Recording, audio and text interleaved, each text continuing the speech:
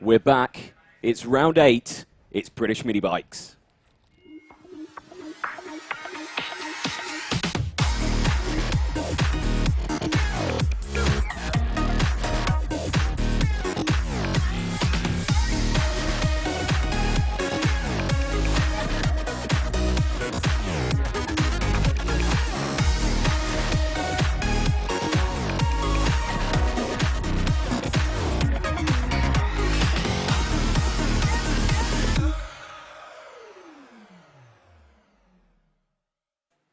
Hello and welcome back to the British Mini Bike Championship. As you can see, it's beautiful weather here. We've got down in the sunny county of Kent. We're at the Lydd karting circuit, and we're just in that small little timing building you can see there in front of the big building.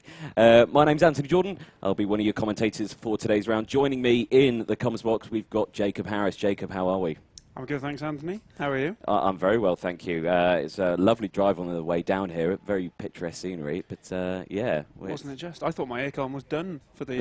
To be honest with you, it was very warm on the way down here, wasn't it? So I don't know where this weather's come from. It's been quite miserable, hasn't it? So we've been very lucky here with the weather. Absolutely lovely. Yeah, so I was up at Alton Park yesterday myself, and just as good. But you can't beat the south coast of England, can you? You really can't, can you? But we've got lots of racing coming up today, haven't we? We've got plenty to get through. Starting off the day, the first rounds, they'll be in this order, and then, of course, we'll go to race 2 later on in the day, hopefully at around 2:45. CW Bikes Junior SM90 and Mini GP 110, they'll be kicking us off today for race 1. The Extra Flow Stock 160s, I believe they're going to be split into 2 groups as well. I believe we have got a B and an A group for that one. They're going to be second out on circuit. MasterTech Ultimate Super Minis, they're going to be third out on track. Again, potentially 2 groups for that grid. SY Moto Premier Veterans, they'll be out 4th. IMR Junior Stock JSM 140 and Mini GP 140s will be 5th. And then we'll be finishing off with the Parker Racing Stock 140s. Again, I believe they could be 2 groups. I think we've only got 2 categories today with 2 groups. So it's either one of those 3 that I said, they're going to be the 2 groups. But I can't remember actually who told me that, so I've forgotten. Well, I look forward to finding out which one it is. I will as well. 14 laps today around this 1,100 metre circuit. Only 6 corners that we're going to be running today. So this is a super fast circuit, is Lydd. It's all going to be about the top end of your bike for this round, so setup is crucial. Have you been to Lydd many times before? This is my very first time. It's always been a near miss for me. I think I missed last year's event here because I was on holiday, and I think I've missed a karting event or 2 here as well, which I was due to attend for various other reasons. So first time down here, but really impressed with the facility so far. Yeah, really good facilities here at the moment. The building you can see there in this shot is actually still currently being built. So that's going to be a nice brand new clubhouse for this circuit. So an excellent new facility for the venue itself. A very flat circuit, no undulation changes on this one, so it's all going to be pure skill. There's not many camber changes in the corners either, so it's a very flat circuit, so riders are going to have to watch out for that one, I would say. But we are hopefully going to get race 1 underway very shortly, and we'll get the grids up in there. A number of bikes firing up outside. Yes, we can. Yeah, we are we're in the little metal box that you can see there. Now, we're not in the windows, we're in the back of that, so we're just in a small little metal box, and it's very... The sound is reverberating through there. You could probably hear the bikes on the stream, actually. They're so loud in here. So we'll hopefully you can still hear us okay. But yeah, they're directly underneath us, actually, Anthony. Yeah, you see the little box in the middle of your screen, just slightly to the right. They are underneath that, and will come out to the right-hand side of your shot. That's yeah. Momentarily. To start the stream, just want to quickly mention the 2 Stevensons, Daniel and Reese, had their bikes stolen in between this round and Wilton Mill. Fortunately, the BMB Paddock banded together and they're able to get both riders out for this event. Daniel, I believe, has a new bike, and Reese has borrowed one from someone else, or the other way around. I'm not quite sure now, but big shout out to everyone in the paddock who helped not only share the Facebook post, but band together and get those 2 back out on track for this event. Really does go to show how great this BMB paddock is. Oh yeah, definitely. I mean, absolutely devastating news that the first place is gone, but to get them out straight away in the next round with a brand new bike and of course a borrowed one is amazing. And here they come out on the circuit, and hopefully we'll get the grid up on the screen for you in just a moment. we'll go through what we've got. So as you can see, there's some of the riders heading down. Now you can see how flat this circuit is here. It's kind of in a bit of a bowl. We're surrounded by water, I would say. So it's lucky that there is big hills around the circuit to stop any unforeseen bikes going near any water.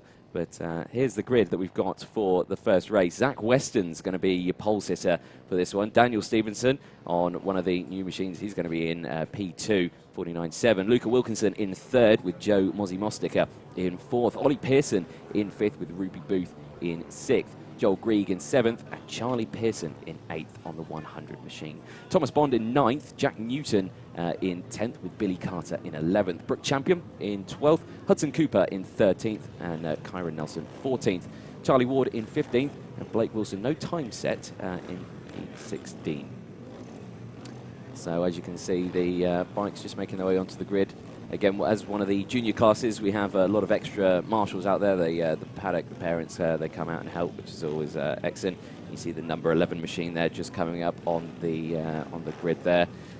That, I believe, is Daniel Stevenson. It is indeed. A new bike for him, a good showing so far. So it should be a good start to the day. It's excellent weather that we've got for this one, so and it's going to stay like this all day. So I think key is stay hydrated. It's not the hottest ever round that we've had. I think the hottest was what circuit was it? It was Tattershall was pretty warm. Tattershall was pretty warm, I would say, but I don't think it was that one. It was the big one. Big one. You want about Three Sisters? No, not that Three Sisters. The really big one. Teesside then. Teesside, yeah, that's the one. Yeah, I knew it began with T. I got completely lost. Easter weekend meeting that was. Yes, it was very hot, wasn't it, for that one? We've had very good weather for most BMB rounds. We have. I think the most horrible one was probably actually round one. Clay Pigeon. The weather for that one was very unpredictable. But it looks like we're going to get going for race one of the day. Zach Weston on the left-hand side of your screen. Daniel Stevenson on the right. Luca Wilkinson in third behind. Green flags go up. We are ready to go on this one. It's going to be a good first race. Let's see what we're going to get. It's a great start from the front, but no, it's not actually one of the bikes. It looked like Zach Westman there absolutely stalled the bike really on the front, and everyone manages to get through now. And it looks like he's gone right to the back, doesn't he? Yeah, Luca Wilkinson got a very good start from third place. I think he's made his way to the lead of this one, Anthony.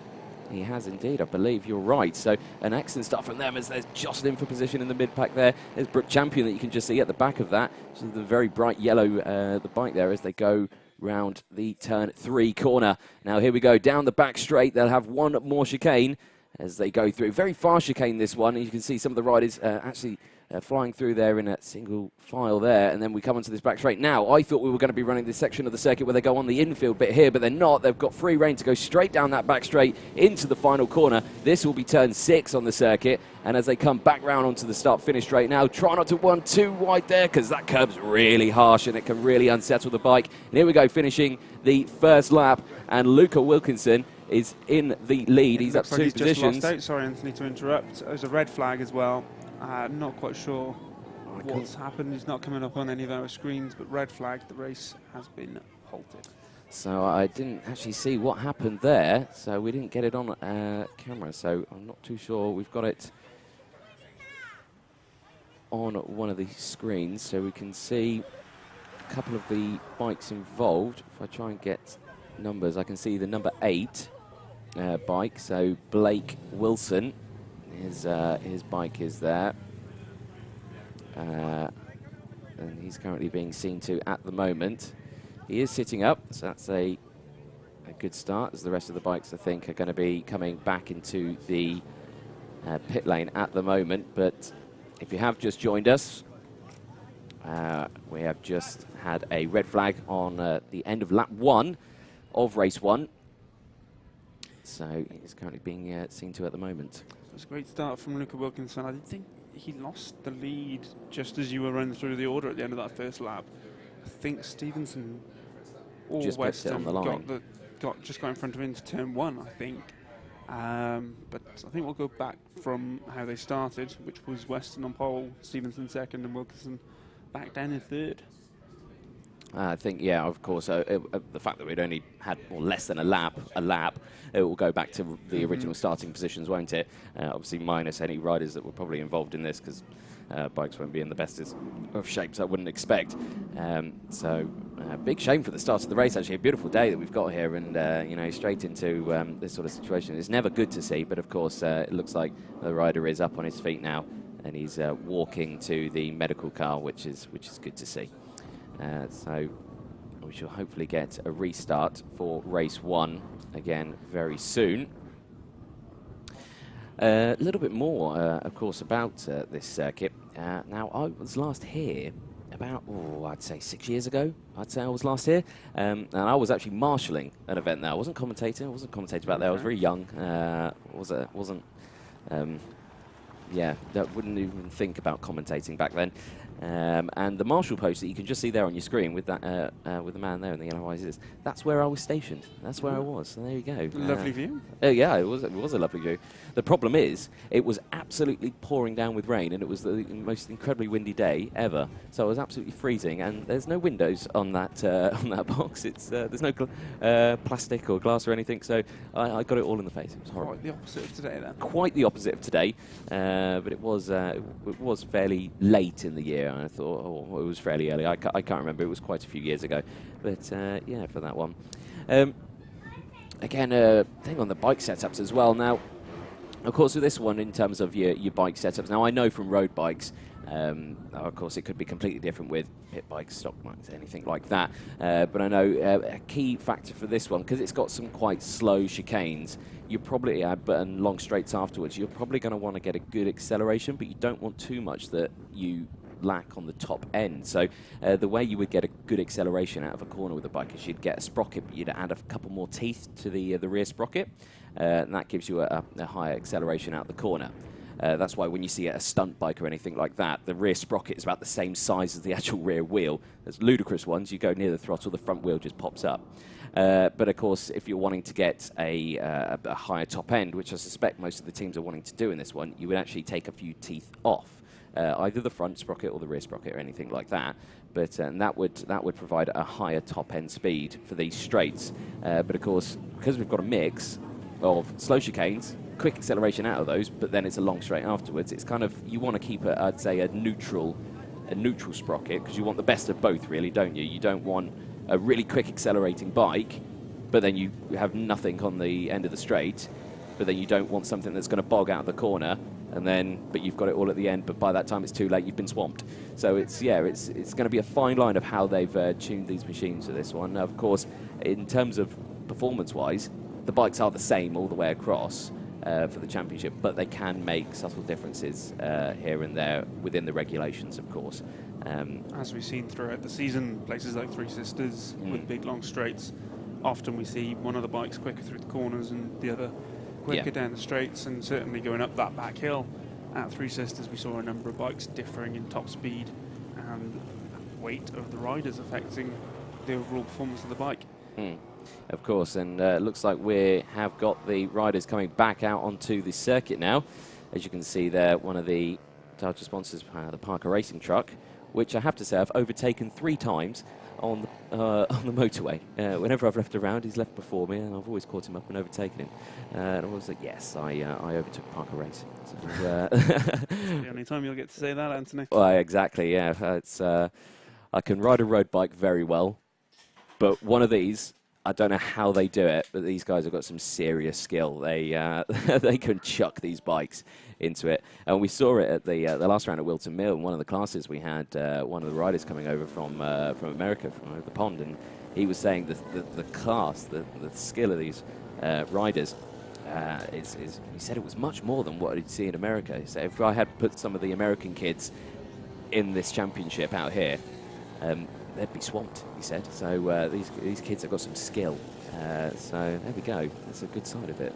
Well, yeah, it goes to show how competitive the B&B is. Yeah. Once you get a rider from a different series coming in and saying things like that. Well, yeah, exactly. It's great to hear. Exactly. I think get some of these guys head over to the pond, head over to America.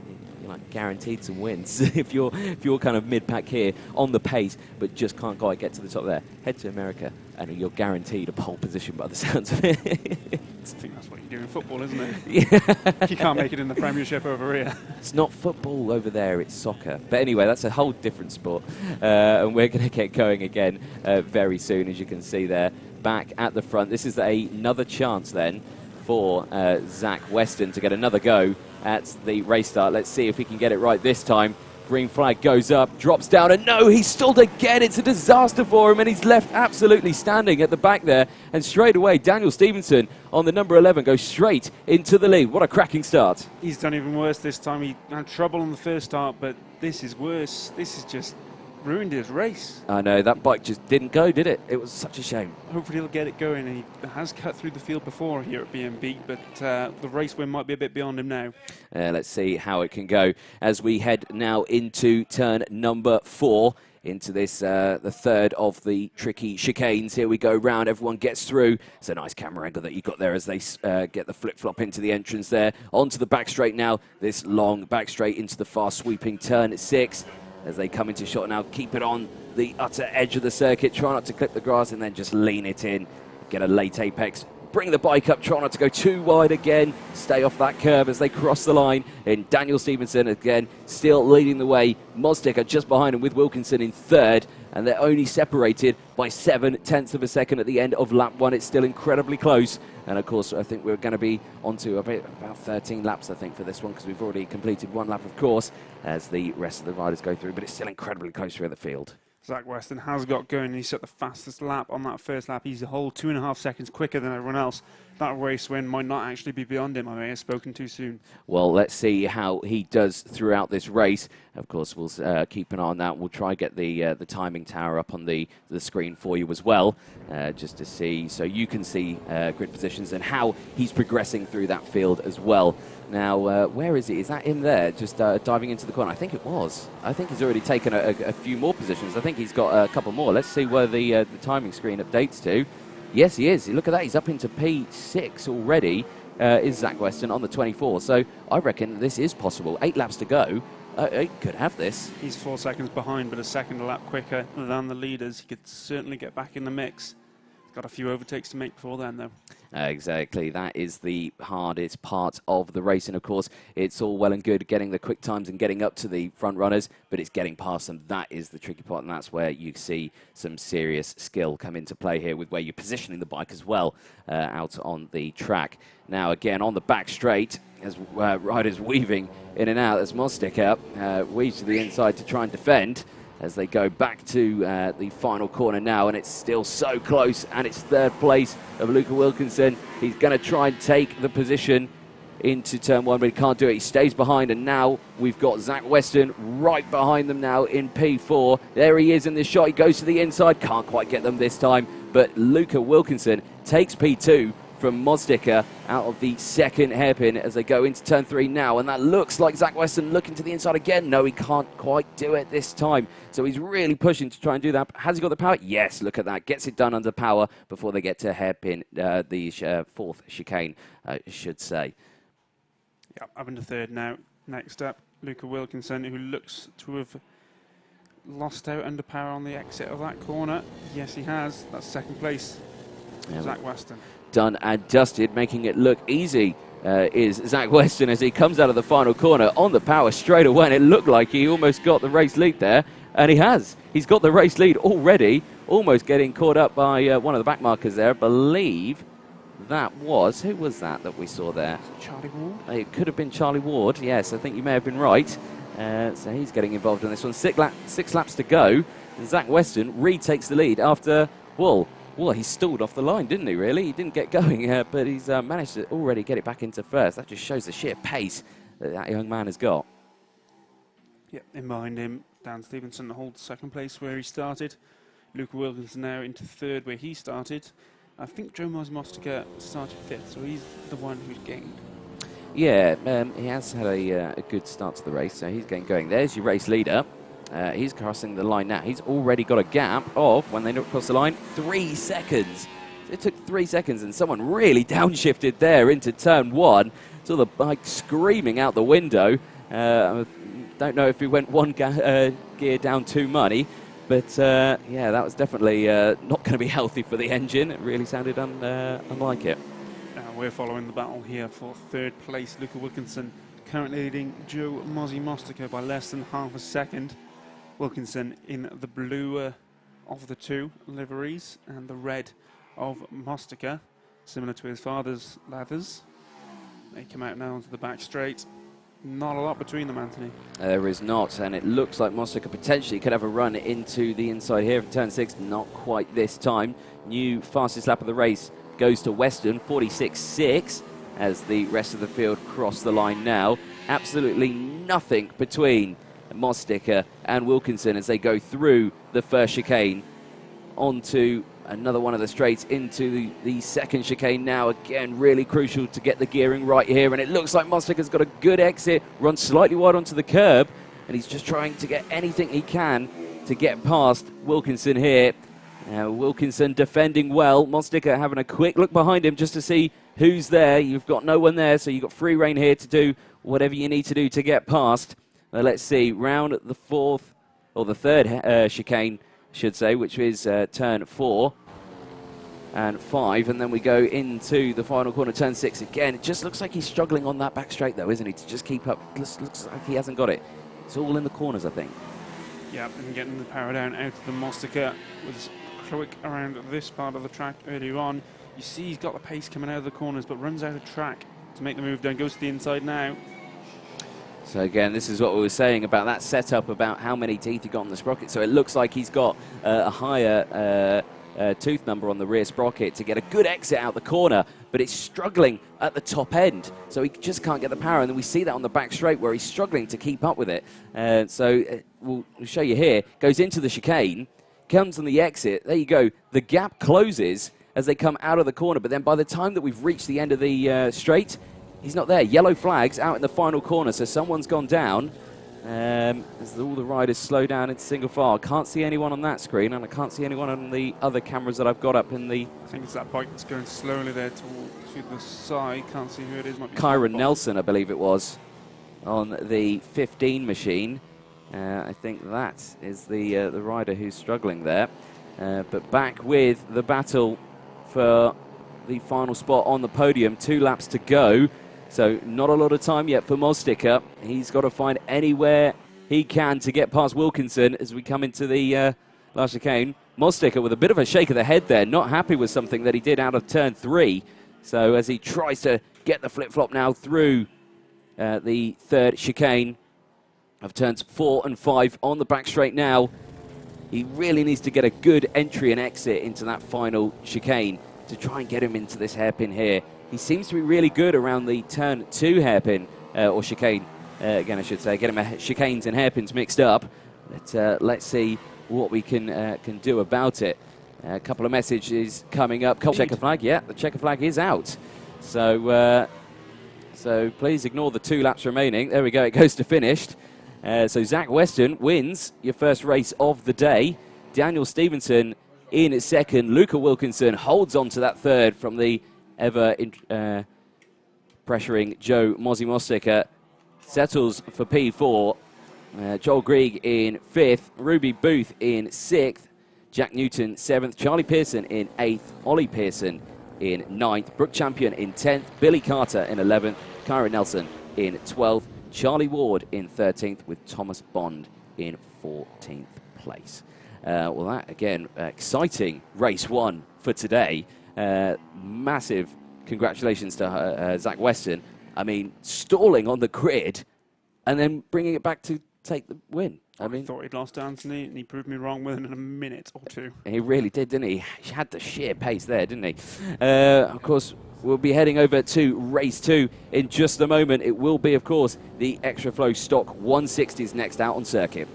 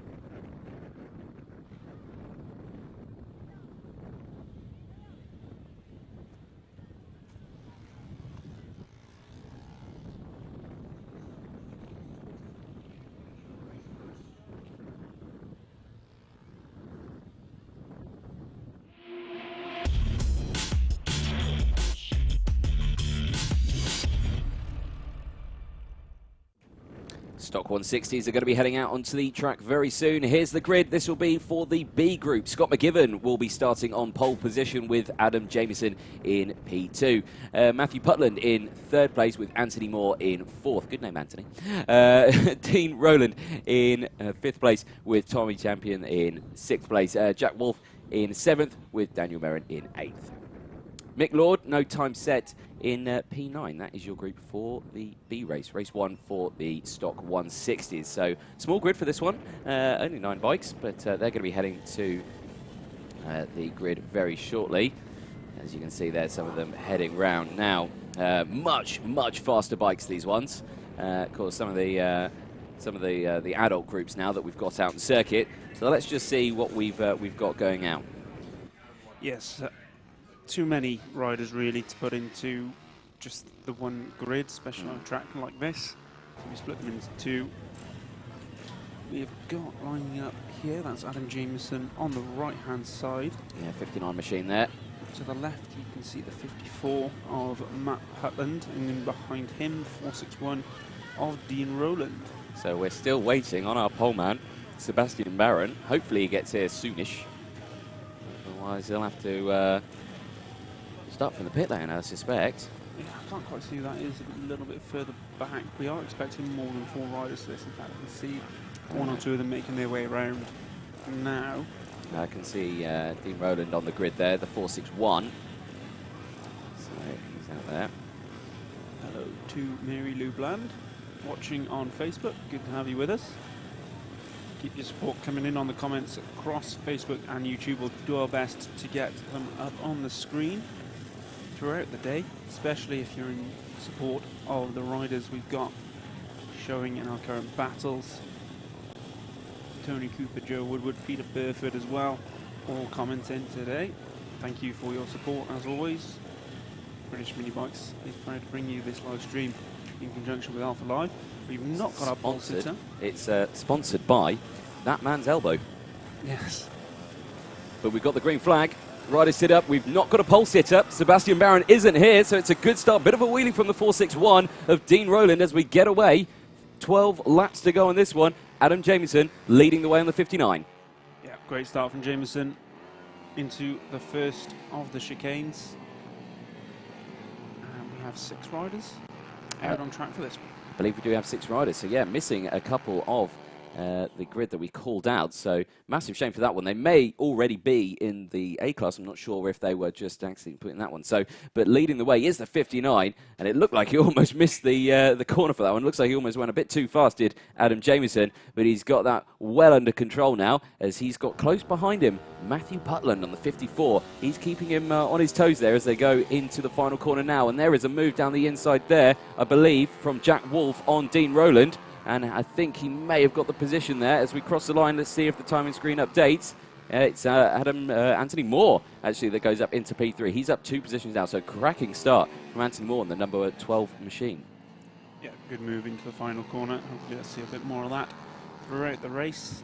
Just to run you through the rest of the order, Tommy Champion and Jack Wolf are in 5th and 6th. Yeah, so again, only 6 bikes in this one, but 11 laps to go. And let's just see what's happening. A big look over the shoulder for Anthony Moore on the 12, just to see what's going on behind him. And a bit of a moment there as he turns into the corner. And then I think he just goes, oh, no, turn it a little bit too much. Let's just bring that bike up again, try again. And luckily he didn't lose too much time from that one. Look at the gap that the leaders have got already on these guys as well. That was Matt Putland that we saw there. He's crossing the line. He's 1.9 seconds clear of your race leader, Adam Jamieson. And then Anthony Moore, 6 seconds behind these guys as well, but they're keeping themselves close. There's the X machine. That is Tommy Champion, and he's got Jack Wolf just behind him again, also keeping him on his toes. So may only be 6 bikes, but there is still plenty of action out here. These guys always keeping each other on their toes out there. Apparently now there's 7, Anthony. Scott McGivern has popped up on the timing screens. Not quite sure where he is or where he came from, but Scott McGivern has entered the chat. Oh, well, let's see how he does. So I suspect he'll be a couple of laps down, to which he's crossed the line now. So, yeah, Scott McGivern's just decided, you know what, I fancy having a go in this one. So he's just got on his bike and popped out. He's set the second fastest lap of the race as well, for good measure. For good measure. Good to have you with us, Scott. Exactly. Let's see how he does. 1 lap down, though, of course. 9 laps to go. New fastest lap of the race, 46.570, set by Adam Jamieson. Your race leader at the moment on that 59 machine. Matthew Putland in P2 again. As one of the cameras there has a bit of a moment as he get too excited watching for this one. But there we go into the third chicane. Going this lovely yellow machine here. Nice leathers that he's got there. You can definitely see him in a busy crowd, couldn't you? Yep, you can definitely see him, but unfortunately, Adam Jamieson can't in his mirrors because he's dropping back. Scott McGivern sets a new fastest lap now of 46.4. Oh dear! Who's that down? I'm not quite sure. Can't see the number, but he's got himself a little bit tangled in his handlebars there, as he's going to try and get himself out. But yeah, Scott McGivern sets the new fastest lap, but couldn't quite see the number on that one. May well have been Jack Wolf. He's the only one who's not come through on the timing. I think you might be right, yeah. So there we go, getting some assistance there. Actually, from one of our cameramen. That's Harry Buck. It is Harry Buck. That's our cameraman who's gone to help him get out there. So just getting himself off the curb there, which is quite close to the apex of this one. Yeah. And I think retiring from this race. Now, big shame then for, we believe, Jack Wolf. As he picks up part of his bike as well. 7 laps to go, though. Adam Jamieson still leading the way. Now, that, of course, is hairpin in the third chicane, so that'll be turns 4 and 5. And it looks like it's been turn 4 he's fumbled on. And again, really easy to just judge that corner wrong, take too much of that inside apex, which I'm pretty sure is probably what's happened. And he's dropped the bike, unfortunately. So, as he's trying to get that started now on one of our other cameras. Now we're looking at the number 12 of Anthony Moore. He's our third place rider at the moment. Now he's coming into that section now where the yellow flag is. There you go, you saw him there come in. So hopefully we're going a little bit slower there through the corner. And there's Dean Rowland just behind on the 461. You can see that gap, not getting closer. So it looks like Anthony Moore is starting to slightly pull away there as they go round the final corner. 6 laps to go for this one. Yeah, last time around, Dean set his fastest lap of the race, but not fast enough, just about. And he hasn't registered as he's come over the start-finish line. We can still see him, obviously, there on the 461. But Tommy Champion has gone up the timing screens. There we go with Jack Wolf. Jack Wolf has got underway again. He may well just be retiring the bike, though, as he's passed by the 461, I think. Yeah, it looked like a bit of heavy damage to that bike there. The fact that he's broken some plastic off it as well means that it did drop, because those plastics on the bike, they're pretty indestructible. They can take quite a beating, and the fact that it snapped off, I think it was quite a heavy hit. So yeah, he's bringing that bike in, as you can see there at the exit of the final corner. 5 laps to go for this one. 10 seconds is the lead that Adam Jamieson has got from Matthew Putland in P2. Tommy Champion, of course, moves up into P4. Well, we think Dean Rowland is ahead of him. He's dropped a lap due to not registering his transponder last time around, but you can see here he's still chasing down Anthony Moore in 3rd place. Yes, you are right indeed. So he did clock up that time, didn't he? So I suspect race control will amend that, get him into his correct position. But you can see there, just look how flat this circuit is. There's just no undulation changes, isn't it? When the sun's quite bright, probably quite difficult to see the circuit, really, isn't it? The only thing I will pick out on that is the slight hump as you go into what I think is the 3rd chicane, where Jack Wolf went off. I think we'll see it now if you keep following this. Yes, I did just see it at the back of the screen there. As you come around this corner now, he'll go up and over a small crest. But the issue for me, Anthony, is you're braking as you come down off that crest. Yeah. Which adds a little bit of extra challenge to the rider's day. Yeah, it puts a little bit more pressure on the front wheel, of course. And you can see there, because it's such a fast entry and quite a fast entry corner, they're going to be trail braking a little bit. And, you know, riders could potentially ask a little bit too much of the front end. And, yeah, it could just fold up from underneath. And so, again, that could potentially could have happened to Jack Wolf again earlier. Here's your race leader. It's the 59, it's Adam Jameson, and he's doing a sterling job at the moment. He's taken another 2 seconds out of Matthew Butland in P2, so he's having a pretty stellar race at the moment. Let's just watch him for a lap or two, just to see how he navigates his way around this circuit as he exits the final chicane of turns 4 and 5 into the final hairpin. Let's see what he can do for this lap. Now, we know he set a fast lap time earlier on. That's now gone to McGibbon in 6th place, but he crosses the line, down the gears now into turn 1. Exits that one. It's a good exit, trying to stay off that exit curb, trying to get right back to the left-hand side of the circuit, dip it into the right-hander here. Then it's the flip-flop over to the left, back to the right again, as we then go into turn 3, which is the hairpin that brings us back down to the other side of the circuit now as he navigates his way around there. Here comes that lump you were mentioning on the circuit, over the lump there, on the brakes there, and you can see how much the suspension preloads there as they go down into the braking zone for turns 4 and 5. Bring the bike back up through the flip-flop again onto the back straight. Don't run it too wide because that curb's pretty harsh, I'd say. Into the final corner again. Late apex on this one. You can see there some of the trails of, I think, the oil that went down earlier on, maybe in the Friday practice or Saturday. And across the line, we're on the last lap, and it was a nice time of 46.981 there from Adam Jameson. Yep, he's consistently been in the 46s. He's got him a 15-second lead over Matt Putland in 2nd place. Anthony Moore a further 13 seconds behind him. Dean Rowland still in 4th place. I think he's lost another lap somewhere, somehow, due to a transponder issue, but I assure you he is still out there in 4th place. Tommy Champion in 5th, and Scott McGibbon now up to 6th due to the retirement of Jack Wolf. Yeah, Tommy Champion, you just saw there, getting overtaken by your race leader on the 59 machine. As we come into the final corner now, you'll see the checker flag come out for your race leader. It's been a cracking race for him. Takes the checkered flag, does Adam Jameson, as he crosses the line to take the first victory of the day for the Stock 160s. Of course, this being the B race, we've got the A race up next, so same category, but just some of the quicker qualifiers that we saw earlier on today. Of course, with so many riders, we've had to split the grid up slightly, so these guys had to go into their own one there. But a cracking race from Adam Jameson, Matthew Putland there, P2, Anthony Moore in P3, Tommy Champion in P4, and you were saying about Dean Rowland, actually, was in P3, was it P4? P4. P4, okay, so yeah, Dean Rowland, sorry, in P4, Tommy Champion in P5, Scott McGibbon in 6th, and Jack Wolf, obviously retirement from the race, finishes in 7th place. So, cracking first part of the 160s. We'll be heading over to the A group just next.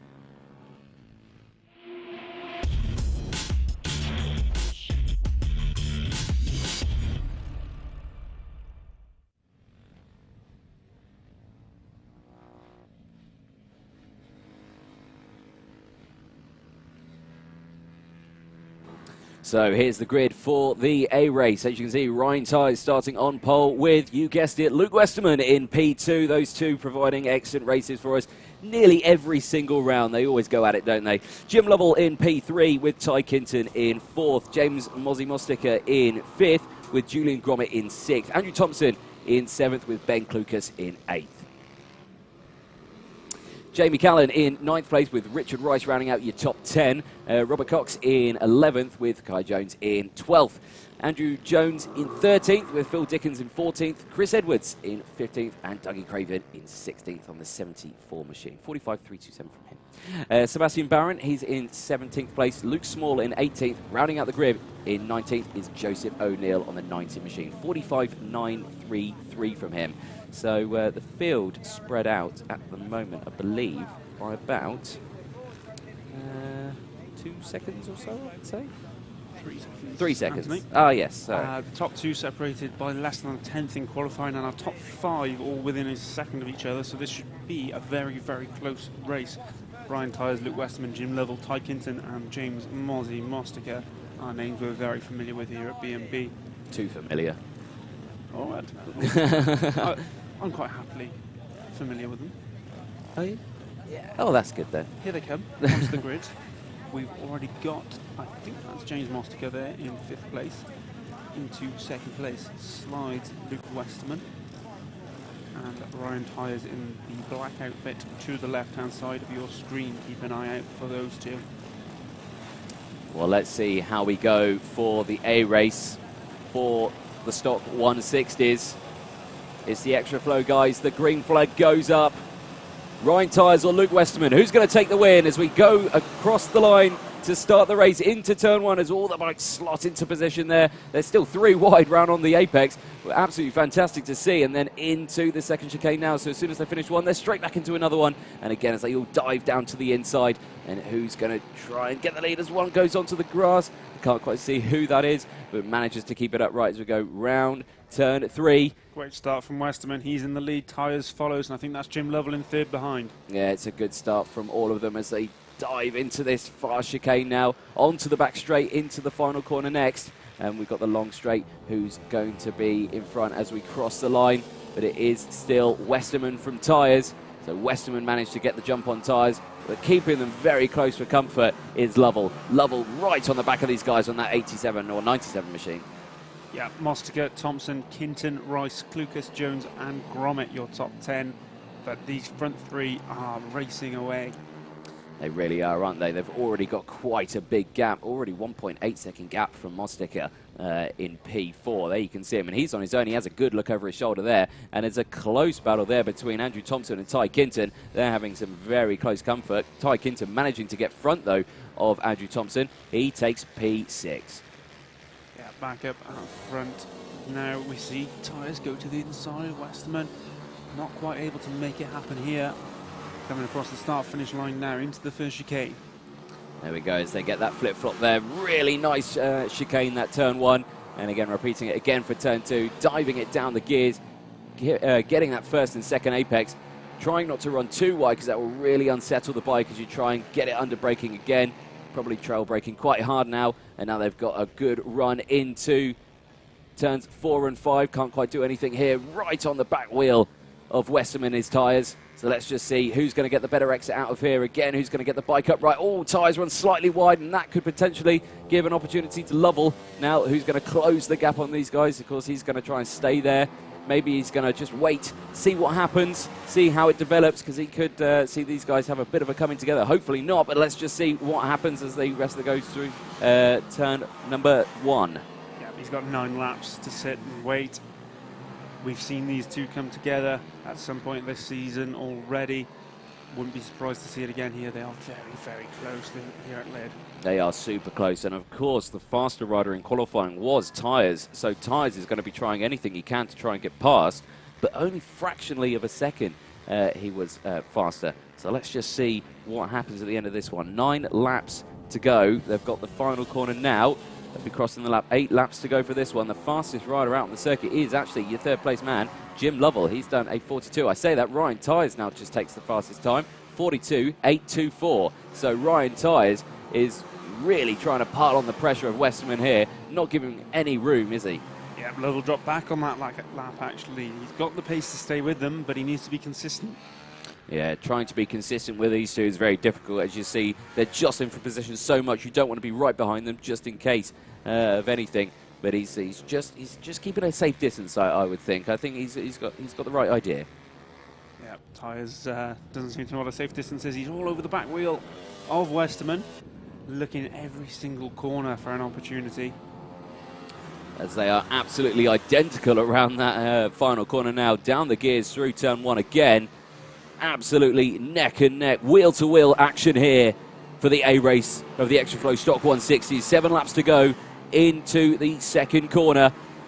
Into turn 3 now, just getting it switched around. Who can get the tighter entrance? Who can get the tighter exit and get that power on earlier? And it looks like it's always Westerman, isn't it? Westerman gets a much better exit out of that hairpin, doesn't he? I'm surprised the gap's as much as a tenth of a second, Anthony. There is nothing between these. I wouldn't try and put a piece of paper between the back wheel of Westerman and the front of Tyers. Coming round for another lap now. We'll be halfway through the race after this one. Yeah, it's a really tricky corner to try and overtake on this final corner. It kind of tightens on yourself. It has a fast entry, but then, yeah, you get a little bit of an extra kink. So you really want to go for a wider entry and try and get the cutback if you can out of that fast one. But it's such a fast corner that it's really difficult to do. So it's a really tricky track to overtake on. You have to do it under braking, I think. Yep, looks like it's going to be the way. I don't think this braking zone here is good enough. You watch them as they brake. They come down off the crest and they're straight into that lean. I don't think there's enough room to squeeze yourself up the inside of someone into that third chicane. I've just noticed on Ryan Tyres leathers, I think he's always been leaning so much that the Velcro on his slider on his knee there, I think he's had to duct tape it slightly. The duct tape is flying in the wind. That could be hindering him aerodynamically slightly out there. But through turn 1, he had a look there, didn't he, down the inside of turn 1. Couldn't quite get it done there. I blame the duct tape. Well, they're that close, Anthony. A little bit of flailing duct tape could well be the difference. It could be. Tyres is certainly getting down low, though, isn't he? He is, yeah. He's really trying to pile on the pressure. I'm wondering how long that slide is going to last on there. It might accidentally fly off at some point, which will, well, I don't think that'll be good news for Tyres, because then he really needs that to try and get this bike down, doesn't he, around these corners. There you go, so close to that apex curb there. There's Mosticker. That's further down the grid. That's P4, P5. And there we go, back with the leaders there as they go round the final corner. 5 laps to go. They'll cross the line with 4 now remaining.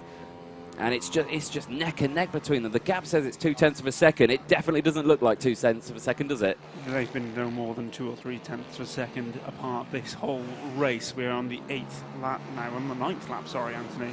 It's going fast so quickly. 42 seconds, the best lap times that these guys are setting.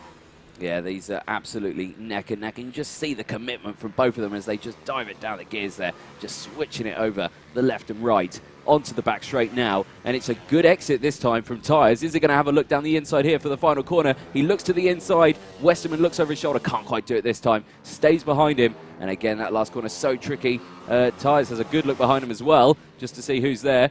Don't worry, absolutely no one there. Lovell has dropped way back. 4.3 seconds back now is Lovell, but still in P3.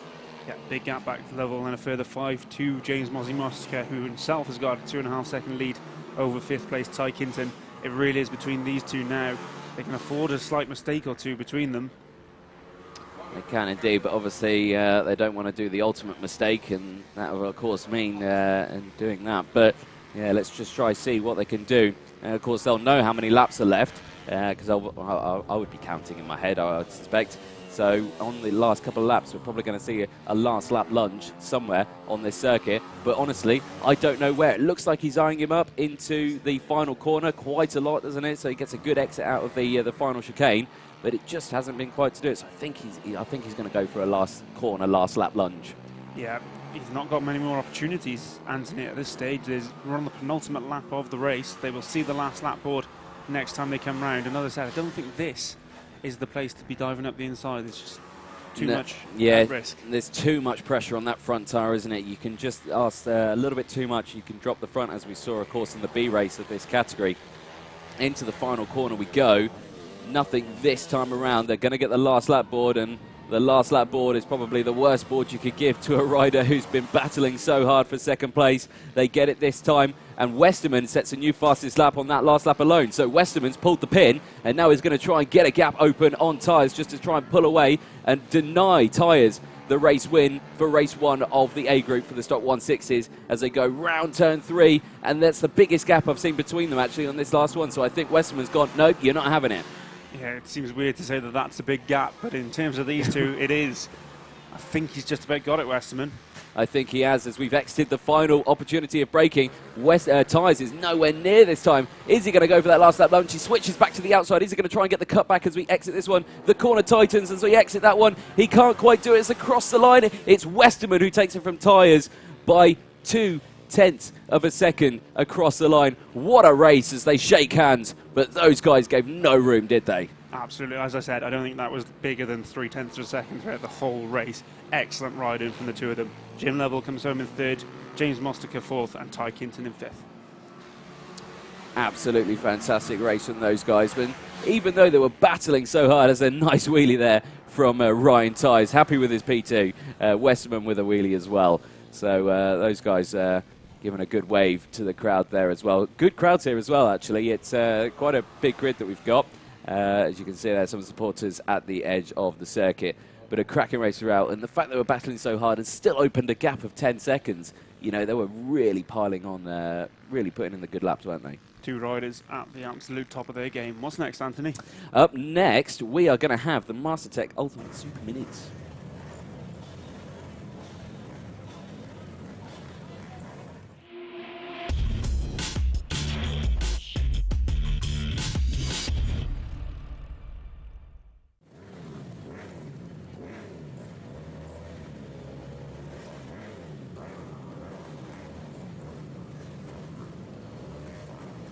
We are back then here at Lydd for the Ultimate Super Minis. Let's run you through the grid.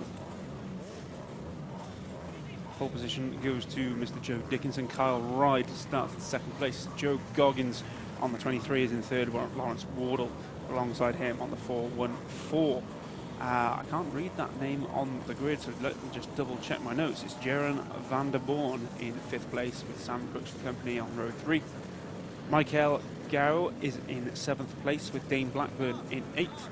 Ninth place will be Luke Bithell with Rhys Stevenson on that new bike in 10th. Luke Allen is in 11th. Mark Evans in 12th. Rob Booth will be 13th, and 14th will be Callum Ricketts. 15th, Chris Cheshire, and Stephen Tempest on the number 2 starts in 16th place. We've got two more bikes definitely out for this one, which are Craig Bradley and Sean Strudwick.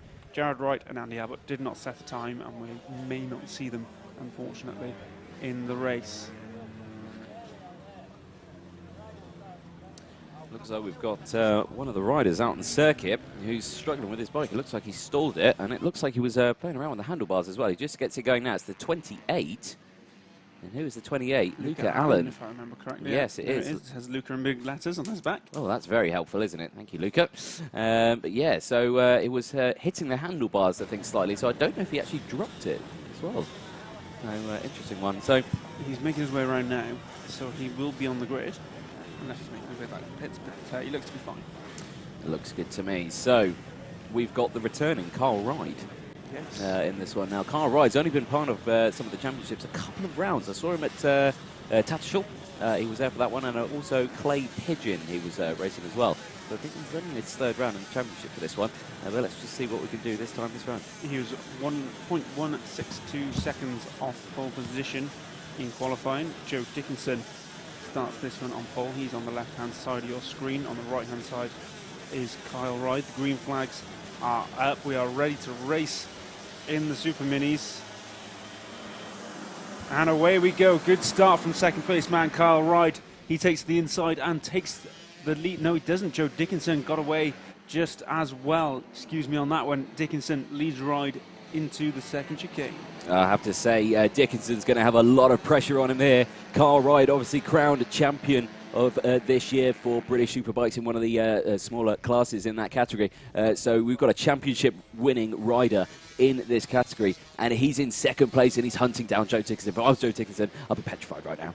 Absolutely, those two were a second clear of anyone else in qualifying, so it's going to be a straight battle between the pair in the race. As you can see, they're coming around the last corner now. Let's have a look what that gap is after that one. Well, there it is. They cross the line. It is 1 second, so Joe Dickinson has got the pace. He sets the fastest time, 41.664. These are going to be some of the quickest bikes out of the circuit today. They're going to have some serious grunt. There's the number 11, having a good move down the inside. That's Michael Gal there. He's having a cracking little race. Another position for him. I believe that was up into P6 for him. Good stuff. They come under braking now for that third chicane. We are following the battle that's around 4th, 5th and 6th. The two at the front have checked out. Yes, coming into that chicane, I think that was Joe Goggins leading the way. Off this big one on the 23, you can see him in the green colours. So close between all of them. There's a fastest lap, a 42nd lap from Joe Dickinson at the front. So this battle that we're looking here, this is 4th, back to about 11th that we've got here. So many bikes in a line, and there's the number 11 in the middle of it. He's still in P7 at the moment as the rest of them fly through. As we get some more messages coming up. Good luck, Rhys, coming out from Mick Ho there. So good support throughout the paddock and the grid at the moment for this one. 10 laps to go, but that gap has still opened up. 1.4 seconds, Joe Dickinson. Some good support there as well from Rebecca. Coming down on the 414. We've also got Tracy Thorndike So, good luck for Reese and good luck for Luca from Josh Lee Waters. Keep the support coming in, guys. We'll do our best to get them up on the screen. Meanwhile, out on track, Joe Goggins still leads the train, or rather, he's lost the lead of the train, by the looks of things, to Dane Blackburn. I think he has as well, yeah. So, as you can see, they're piling on the pressure at the moment. 9 laps to go as we watch this very tight-knit group as they exit the final chicane on to the back straight. And we head round into the final corner. And look at them, they all dive to the inside as they go round the final corner. And then they're back onto turn 1 now. So, as you can see, some of the riders coming through there onto the back, looking down. As Joe Goggins sets a new personal best out there, 42.363. As they cross the line, that was Stephen Tempest and Callum Ricketts. That's our 15th and 16th that are crossing the line at the moment. 8 laps to go, and we're back with the main pack that you can see here now. Did I see a hint of an 8.3 out there? But I can't see an 8.3 on the leaderboard, so I'm just trying to think. I think it's Joe Goggins. It could be on the 23, yes. So as we see them cross the line now. Who's this crossing the line now? Jaron van der Boer. It is, and then we've got Daniel Blackburn, Joe Goggins, Michael go there. Yeah, so yes, the 23 that I can see there. So that is Joe Goggins at the front on the yellow machine with the number 7 just behind it. Or the 7, he's got a 7 on the front and 11 on the side. So he's got 2 numbers on that bike. Yep, that's Michael Gow. He's the newcomer to BMB, looking any way around Joe Goggins, who's a bit more experienced, very, very close there with Sam Crooks. Sam Crooks goes to the outside. Great move that, Anthony. It was an excellent move, yeah. He timed that perfectly. Just slot it down the inside there. Managed to hold it around the outside and then get the second apex of the chicane as well. So a great overtake from Sam Crooks there. That puts him up into P6, and that updates on your timing screen there. So good start from him. Blackburn, new personal best time, 41.777. He's currently in P4 at the moment, so a really close battle between these guys. 6 laps to go, and it's still all to play for this mid-battle. Jaron van der Boer there still leading this little group, but as I say, the front 2 have checked out. Carl Ride still with the fastest lap of the race of a 40.301. That's only 0.08 of a second faster than your pole man at the moment, or your first place man. Yeah, there's a little bit of a gap between them, a second and a half, which is why we're following this battle here between 5th, 6th, 7th, 8th and 9th at the minute. Reece Stevenson's on the back of this battle as well in 10th, for those of you watching for him. Big wobble for Bithell there as he exited the first chicane. Managed to keep it upright, but I think he did lose the position as he tries to get past. The rider just in front of that was Joe Goggins. I think he did lose the position. So now he's got Sam Crooks, I think, just in front of him. He's side by side with Sam Crooks, dives it down the inside to take that position back. Does the 114 of... 117. The 117 of Bithell, yeah. So Bithell back down the inside of Crooks, and he takes that position now as they go round the final corner. 4 laps to go. As they cross the line, they should update on your board there as they all go through. So really close stuff from this one. Bithell now is going to be trying to find a way to pass Goggins, but it's still close behind them as well as another rider goes to remove. Yeah, Joe Dickinson up the top has extended his lead a little bit over Kyle Ride. It's now 1.693 seconds. Jaron van der Boer is 12 seconds down the road from them. So just about out of this, to the outside goes the 76 of Craig Bradley, staying out of the way of this battle. Yeah, so 3 laps to go. Oh, and the rider's down and the bike's over the barrier, and it's a huge moment there for one of the riders. And again, I can't see the number. Who was that went over, but that was a huge one. It'll be Sam Crooks. Sam Crooks, absolutely devastating on the 65 machine. You saw the dust come up there. Absolutely devastating for Sam Crooks, who was doing an absolutely incredible job in this mid-pack here. But to throw it down there, it's going to be a bad one for him, isn't it? Yep, straight back over on his feet there and pulling the bike down off the tyre wall to try and get going again. They come through the same chicane now. We might see him on the exit if he hasn't got going already. He has, good for him. That's amazing how he's got that going so quickly. I thought the bike was gone. It was in the shrubbery, wasn't it? But he managed to pull that back. Certainly dug it out. This battle down to just the 4 bikes now. Goggins, Bithell, Wardle and Gow. Goggins leads them through the first chicane into the second one. To the inside looks Lawrence Wardle. No way past Bithell though. No, he did go for a cheeky move down the inside of the second hairpin as they go round turn 3. Here we come into 4 and 5. It's the last lap as the race leaders cross the line. So they'll be taking the checker flag this time, but all eyes are fixed on this battle for P5, 6 and 7. Let's just see what happens at the end of this one. Goggins goes very defensive, and Bithell goes to the outside. He's going to try and get the switch back here to get on the power early. Can't quite do it on that one. So Goggins has got a really good defensive line into that final corner as he exit turn number 1 into turn 2 now. Goggins still leads Bithell. Bithell again so close. It's probably the closest he's been to him in this little gap now that they've got. Round turn number 3. Who do you reckon is going to take it? I'm conscious that we're missing the leaders. They've come through and Joe Dickinson has won this one. Kyle Ryde in second place. You can see the checker flag waving there. Congratulations to Joe Dickinson. A 2-second lead over BSB champion Kyle Ryde. Here comes the group that we were keeping an eye on. They're coming around the last corner now. And we'll see who takes it. Oh no! And there's riders down. And that looks like it's Joe Goggins and Luke Bithell. It is Goggins and Bithell. They were so close out there. You can see the medical car going. I'm not sure the checker flag is out, but I'm not sure if I'm seeing a red flag as well. But that... Yep, there's a red flag at that end of the circuit. I'm not quite sure if that counts as an official. 3 riders involved in the crash. All of them are conscious and looking to be all right, although Luke Bithell is just being helped to his feet by the other 2. Medical car is on the scene. We think that result stands as Joe Dickinson as winner. Even if it does go back a lap, Joe Dickinson will be your winner. Kyle Ryde in second place. Dane Blackburn got the better of Jaron van der Born to take third place. Yeah, so an unfortunate end to the Ultimate Super Minis. Of course, a very close battle between the 5th and 6th riders of Goggins and Bithell. Unfortunately has ended in disaster with them going down at the same place that Crooks went down, wasn't it? Yes, I believe we have a replay to show you of one of those incidents. Just trying to get it up on screen now. It's the first one of Crooks going up and into the barriers. Let's take a look. Something similar presumably did happen. Yeah, just on the exit, the back wheel steps out or underneath the bike and takes a tumble up onto the tyre wall. He's back on his feet before the bike's even finished tumbling.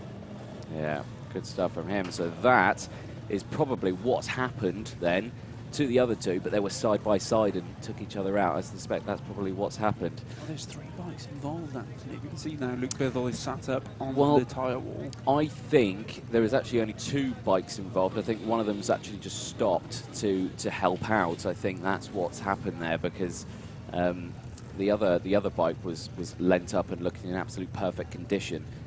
So I think that was just a rider who stopped to assist with the accident that's happened there. And as you can see, it's happened in a very busy spot with spectators as well. So they've got a full view there of what has happened. But I can see there the riders on their feet as one of them heads to the medical car. And the other 2 back on their feet as well. So all riders on their feet, which is good to see. It's Joe Goggins trying to get his bike going again, just off shot for you guys at home. We are going to have a short break until the next race because of this incident on the last lap of that Super Minis race. Next up, I believe, Anthony, we have the names escape me, but it's the veterans, isn't it? It is. It's the SY Moto Premier Veterans up next.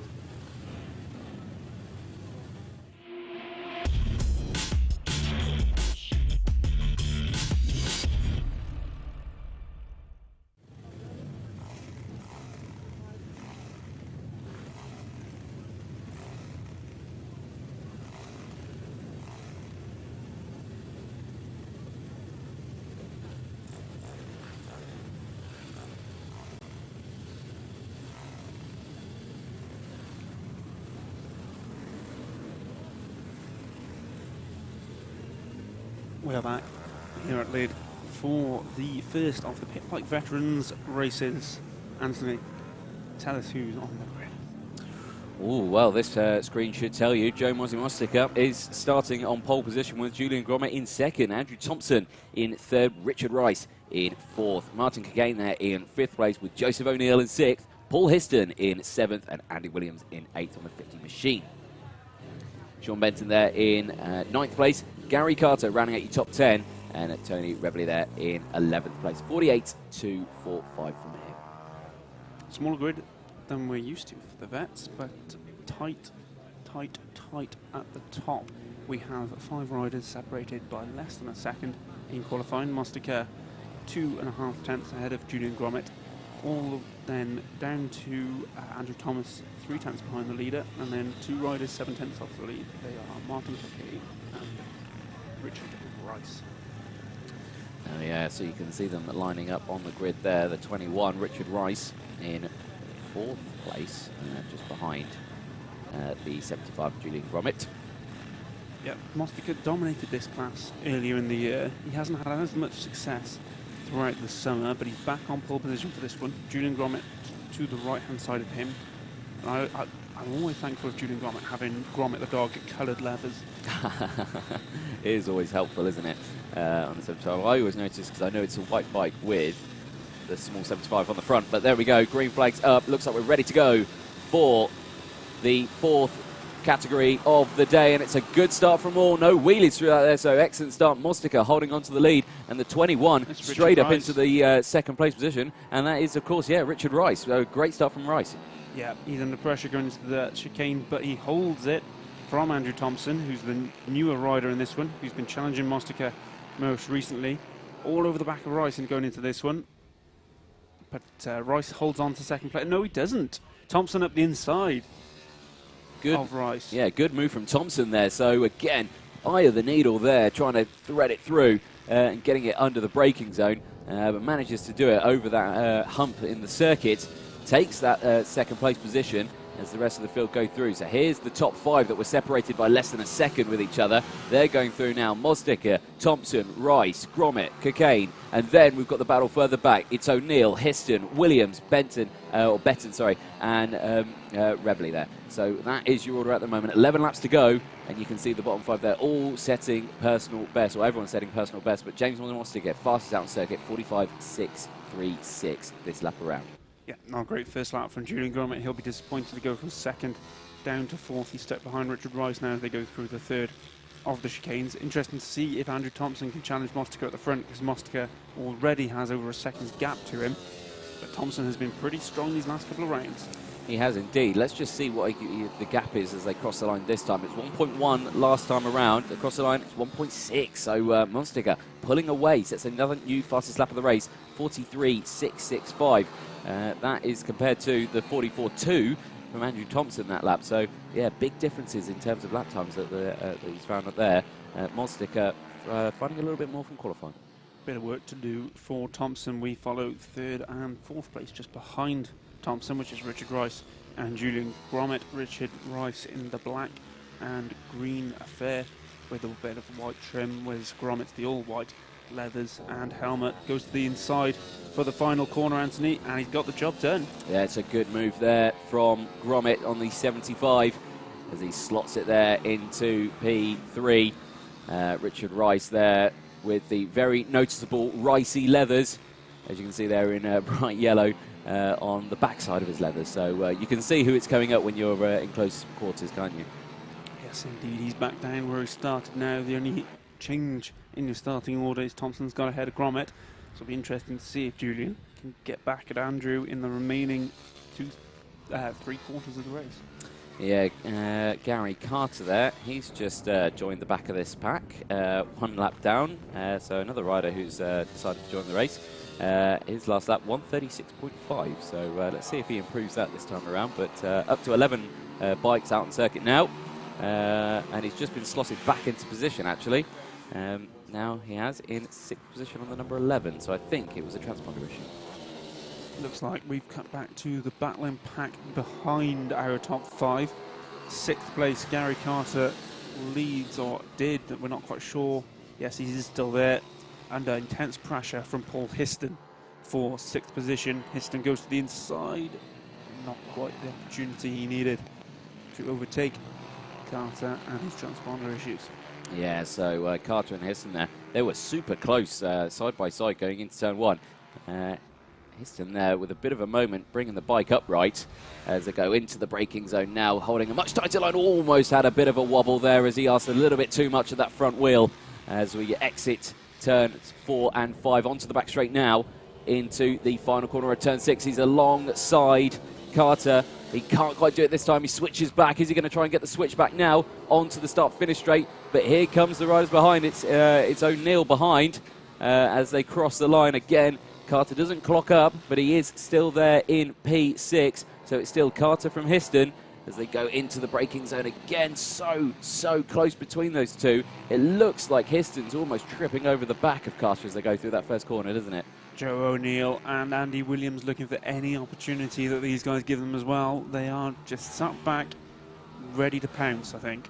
They are, yeah, and you can see the defensive line that Carter's got on the entrance really hugging that inside, isn't he? Not letting anyone get past. But then again, that could really suffer his exit as they exit onto this back straight now into the final corner. Again, Histon alongside looking, can't quite do it. And again, Carter going defensive. And again, a big wobble there from Histon, and that could cost him that position now. He could be going back down into 7th. He does. O'Neill takes the position. So O'Neill now up into P6, and next on his list is Carter. Let's see if if he can have a go, and that is Tony Reveley, I think, is it? It is. I think it's the 19. It's Andrew Thompson. It's Andrew Thompson, Anthony, from 2nd place. It is. Andrew Thompson goes down as the yellow flag goes through, and that is a massive shame. So Julian Gromit now up into P2, Richard Rice up into P3. So there we go. Now these guys will all be promoted up as well, so they're going to come across the line. So now this is going to be the battle for 5th place. Yeah, 5th, 6th, 7th. Yeah, so let's just see what they can do as they go across the line. And again, that is some serious pressure that Thompson or Carter is, or O'Neill, I should say, is putting on Carter. There we go. The names were switching around on the timing screen all the time. Yep, Gary Carter takes a few seconds to come through, but he is there now. That's 5th place he's holding. Joe O'Neill in 6th behind him. Then Paul Histon on the 555. Yeah, Histon looks like he's got that bike sorted out again, and he managed to close that gap. There was a big gap as they exit the final corner on this lap, but he's managed to close that up already into the back straight, or onto the back straight, into the final corner.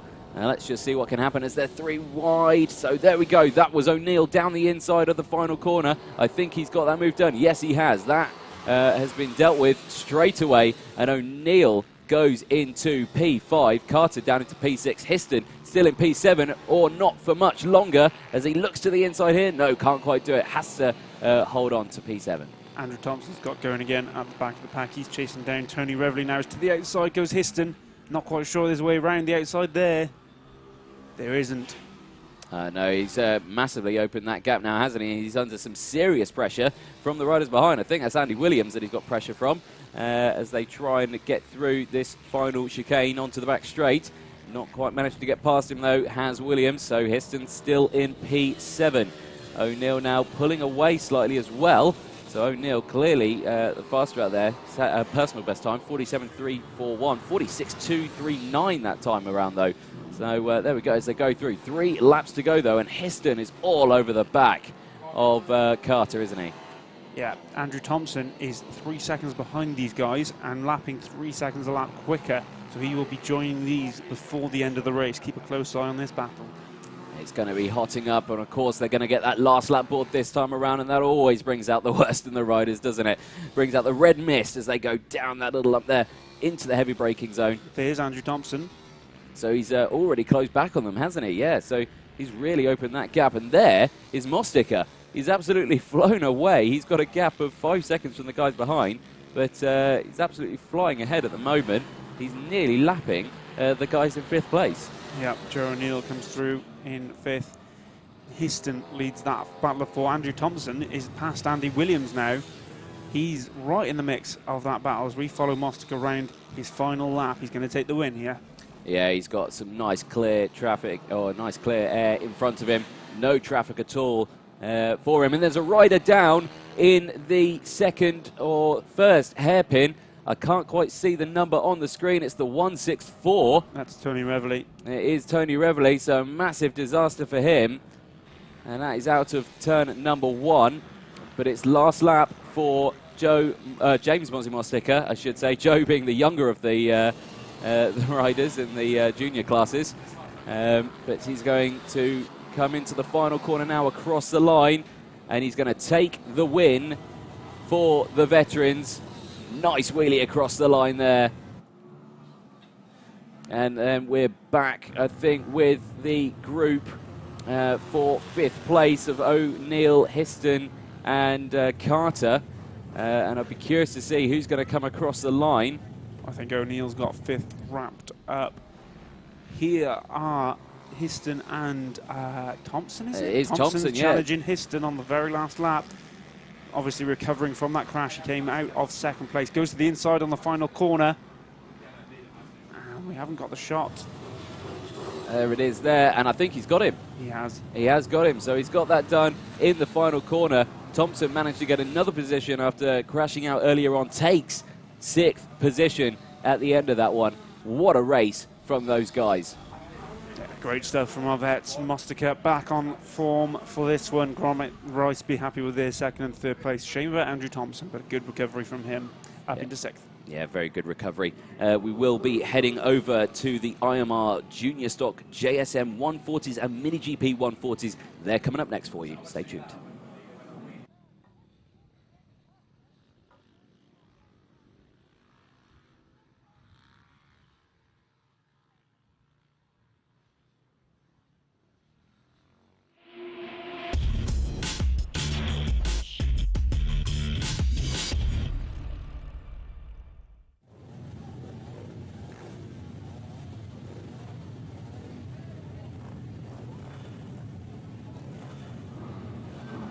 So we're going to get the grid up for you in just a moment for the next one, and here it is. Starting on pole, we are going to have Ryan Frost. Chase Collymore will be starting in 2nd position with Luca Allen in 3rd. Daniel Goodman in 4th place, Harlan McCabe in 5th. Zach Weston will be starting in 6th place with Harvey Lathrop in 7th. Stephen Brooks in 8th place on the number 40 machine. 45.175 from him.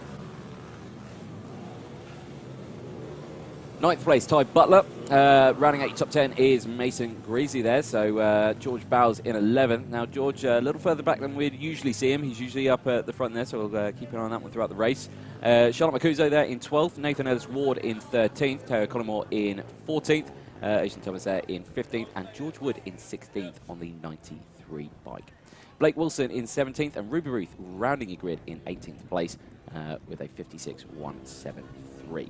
So fairly large grid we've got for this category, haven't we? But again, there are a couple of different categories within this one race, isn't there? Yes, there are. Anthony, we're not fully through the season yet, so I'll forgive you for not being quite to the end of your learning experience. We're going to go back to the number 10 rider and learn to pronounce his name for, well, I think it's the 3rd time this season. It's Oshan. Oh, Oshan. Oshan Thomas. Beautiful Osh name. No H to give you that sh sound, but I can assure you, Oshan is how it's pronounced. Well, there we go. You know me, I'm bad with names. I'm here to help. Excellent. Ryan Frost in pole position though, yet to arrive on the grid, him and Chase Collymore. They've been battling out all season. Chase was 2/3 of a second behind him in qualifying. Luca Allen we've already seen today in another race.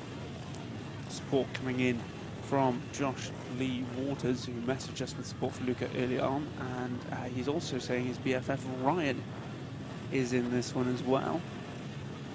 Ryan Frost just lined up on the left-hand side of your screen behind the man in the orange high-vis. Chase Collymore with the orange helmet on the right-hand side shares the front row with him.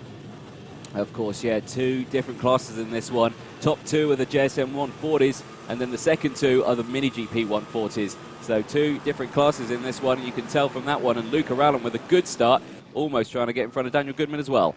Oh, and a rider down already as they go through turn 1. I can't see the number, but already being recovered there. as it's one of those, and a red flag flag has come out already for that rider. So can't quite see who was the rider, but red flag has come out and is being dealt with already at turn number 1. Yeah, better to be safe than sorry. Yeah, most definitely, especially when it comes to the younger riders. So red flag straight away, just to make sure that all is in order with the rider there who has gone down at turn 1 for the start of this race. So riders will be coming back into the pit lane, I suspect, and of course they'll go for another lap, and we'll hopefully restart this one, making sure that all riders are nice and safe. Yeah, round the camp, just the one rider down as that marshal loses his piece of paper. Big smile on his face there. Josh Lee Waters says that Ryan lives next door to him.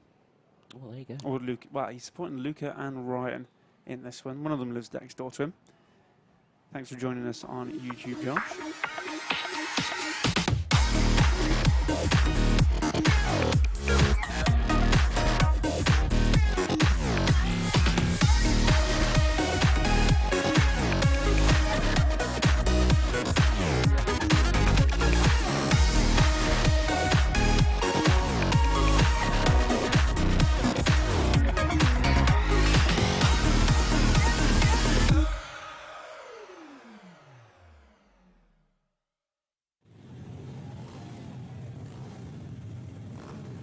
So as you can see, we're going to be re-gridding now. Some of the riders already on the grid.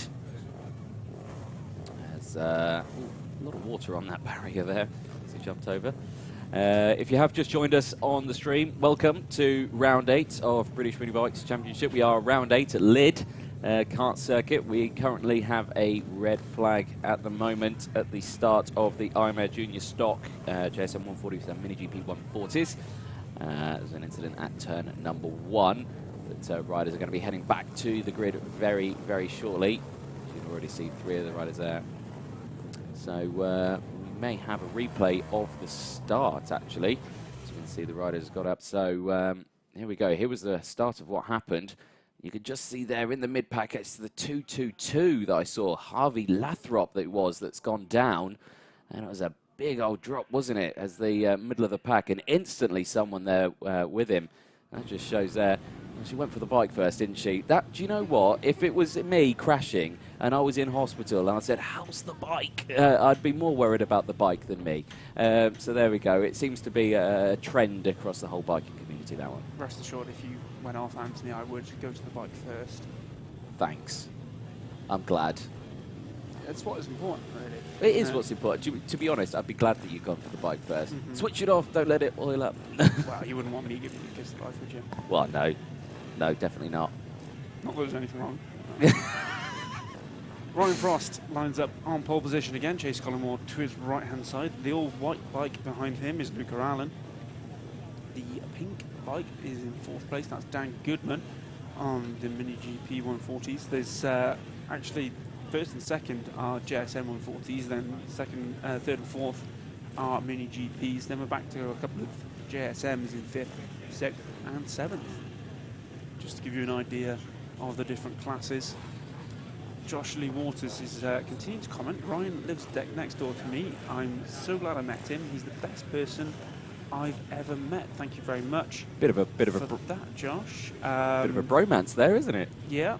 There you Stronger go. one than ours, even.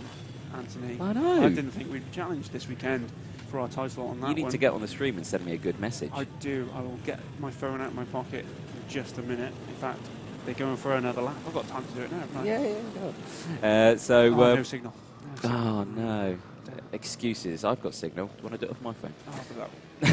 I'll be on your account then. So we're going for another warm-up lap. These riders heading back to the grid.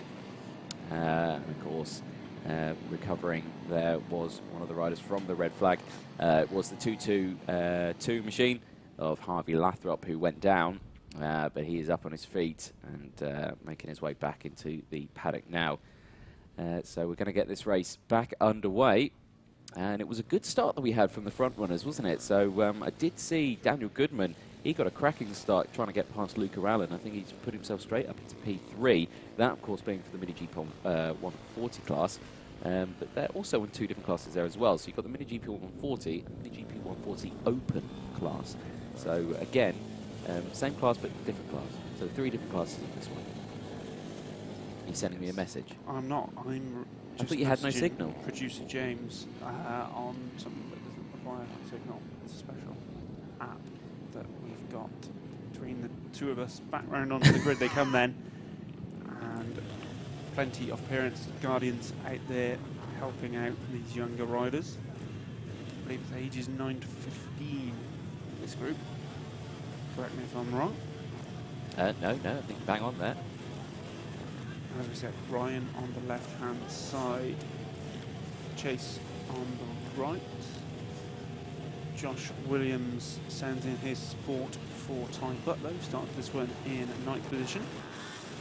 And the green flags go up again, and it looks like we're going to get ready to go for the restart. And again, good start from all getting away. Cracking start from Ryan Frost straight away. Holds on to that lead, and it's a good start from the mid-pack as well. Everyone keeping out of each other's way. Now there it was Daniel Goodman a little further down. There's Charlotte Macusa that we've got eyes on there through the second chicane, or second corner, through the hairpin, and you can see there the gap that Ryan Frost has already got on Chase Conomer, already pulling away, isn't he?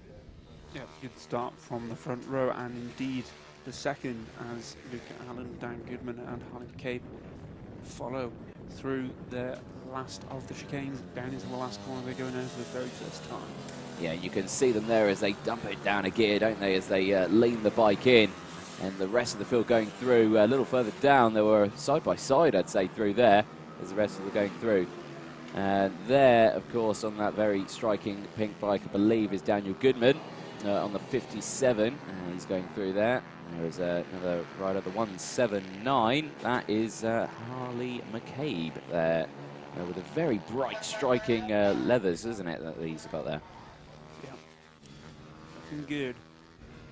Drop back to this little battle, which I believe is Charlotte Macusa, Ty Butler, Mason Greasley and George Bowes coming into the final of our 3 chicanes. Yeah, on Charlotte at the front of this one. Yeah, of course, Charlotte in the different class out there, so not battling really any of these riders, but let's just see how they do against each other. Now, of course, we've seen Bowes at the front quite a bit. I remember the beginning of the season he was doing very well. He was at the front, so to see him back here is a bit of a shame, but hopefully he gets on that power. Good luck to Chase and Terry there from Chai. It's a good support coming in. 8 laps to go, as that looks like the 97 of Ty Butler has got past Charlotte Macusa. So there we go. So that's another position for him. And of course, a vital gap that he's got from his 2 competitors behind Charlotte Macusa as well. So Charlotte in her own race here between these 2 as they go on the back straight now. They lift up out of the... I wouldn't say these bikes had what would be defined as the bubble on a bike. So obviously in a faired machine like Macusa's bike that she's got there. She's got the screen. She can tuck into that, get a good bit of aerodynamics on there. And then when you come into the braking zone, you bring your head up out the bubble, and you get a bit of air stopping you as well. So, but I'd say the pit bikes, they don't really have that, do they? They can tuck in, of course, but they don't really have a bubble with their head still hitting the air. Not typically, no. Charlotte obviously making most of hers. She's still running in 9th place. Mason Greasley is the bike all over the back of her at the minute. We'll have a look into the last corner, but I don't think he's close enough this time round. No, and of course you've got to watch out with these different class of bikes, because look how much wider the JSMs are, really, aren't they? So a lot wider handlebars than the Mini GP ones out there. And when I was walking through the paddock, I could see they had looked like Dad's race bike out there as well. Much bigger one though. It was a Kawasaki, and I walked past and I thought, I don't think that's racing. To the inside goes Greasley, overtakes Macusa in between the second and third chicanes, leads her now into the third chicane. Great move up the inside of that long right-hander at the bottom end of the circuit. Greasley up into 8th.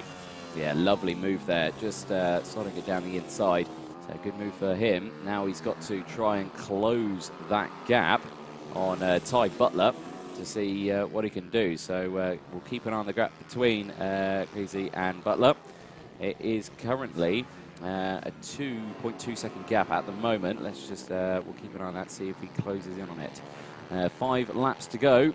Ryan Frost still leads out the front, but it's a very close battle for second place, Anthony. Chase Collymore is under strong pressure from Luca Allen. That gap is now less than a second. We pick it up here. No, we don't. That's, oh, sorry, I got mistaken for the brightly coloured helmet.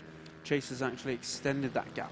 This back is out to 1.3. This is Harley McCabe and Daniel Goodman that we've got. This is P4 battle that we're looking at here. Now, again, 2 different classes that we've got here, but of course providing some really close racing.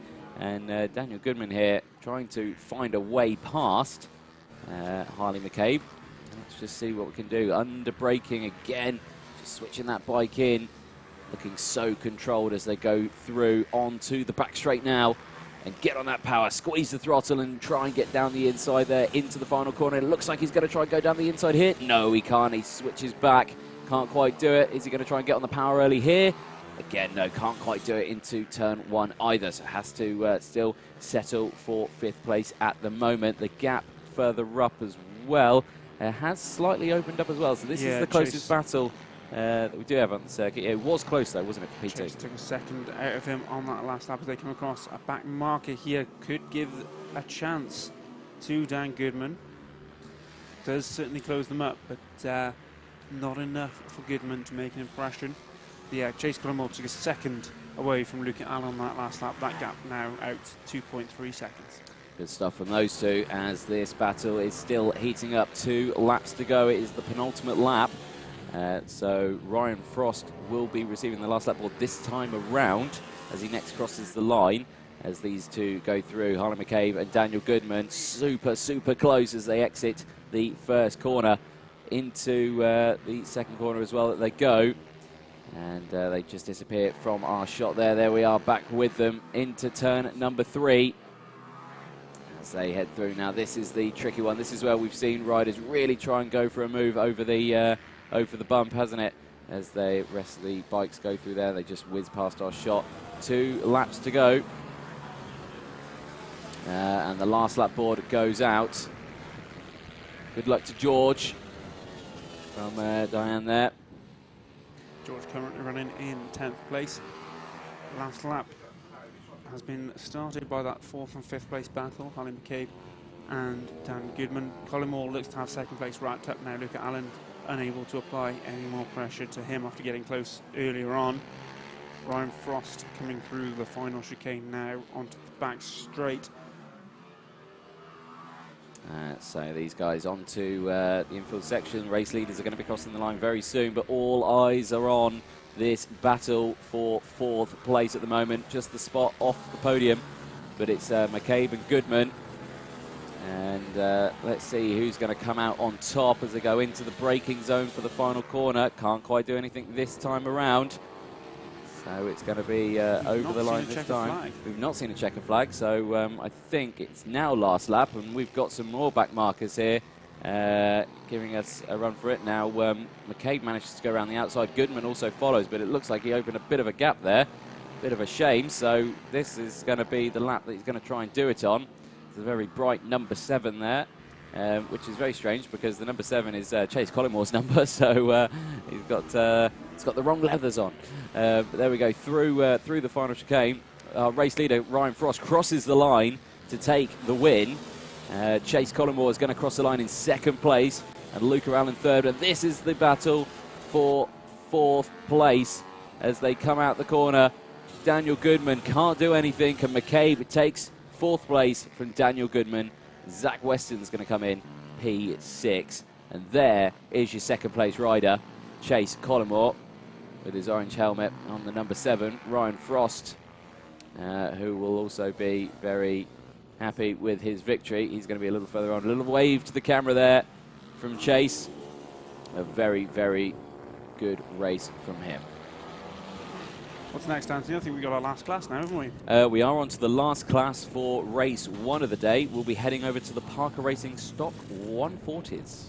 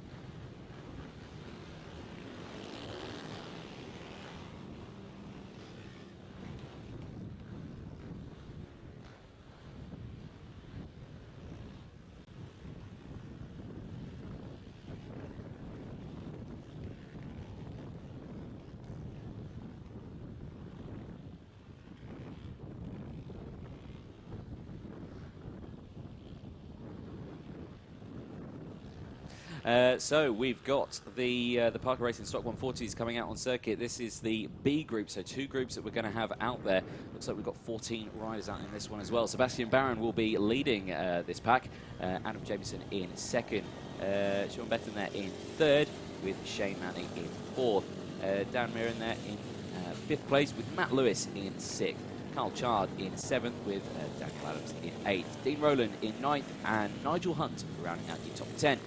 Chris Maynard in 11th, Jamie Merchant in 12th, Craig Chamberlain in 13th, with Jack Wolf in 14th position. 14 riders in this category, and they're just on the grid now. So we're getting going, and I think, do I spot myself a GoPro on that helmet in P1?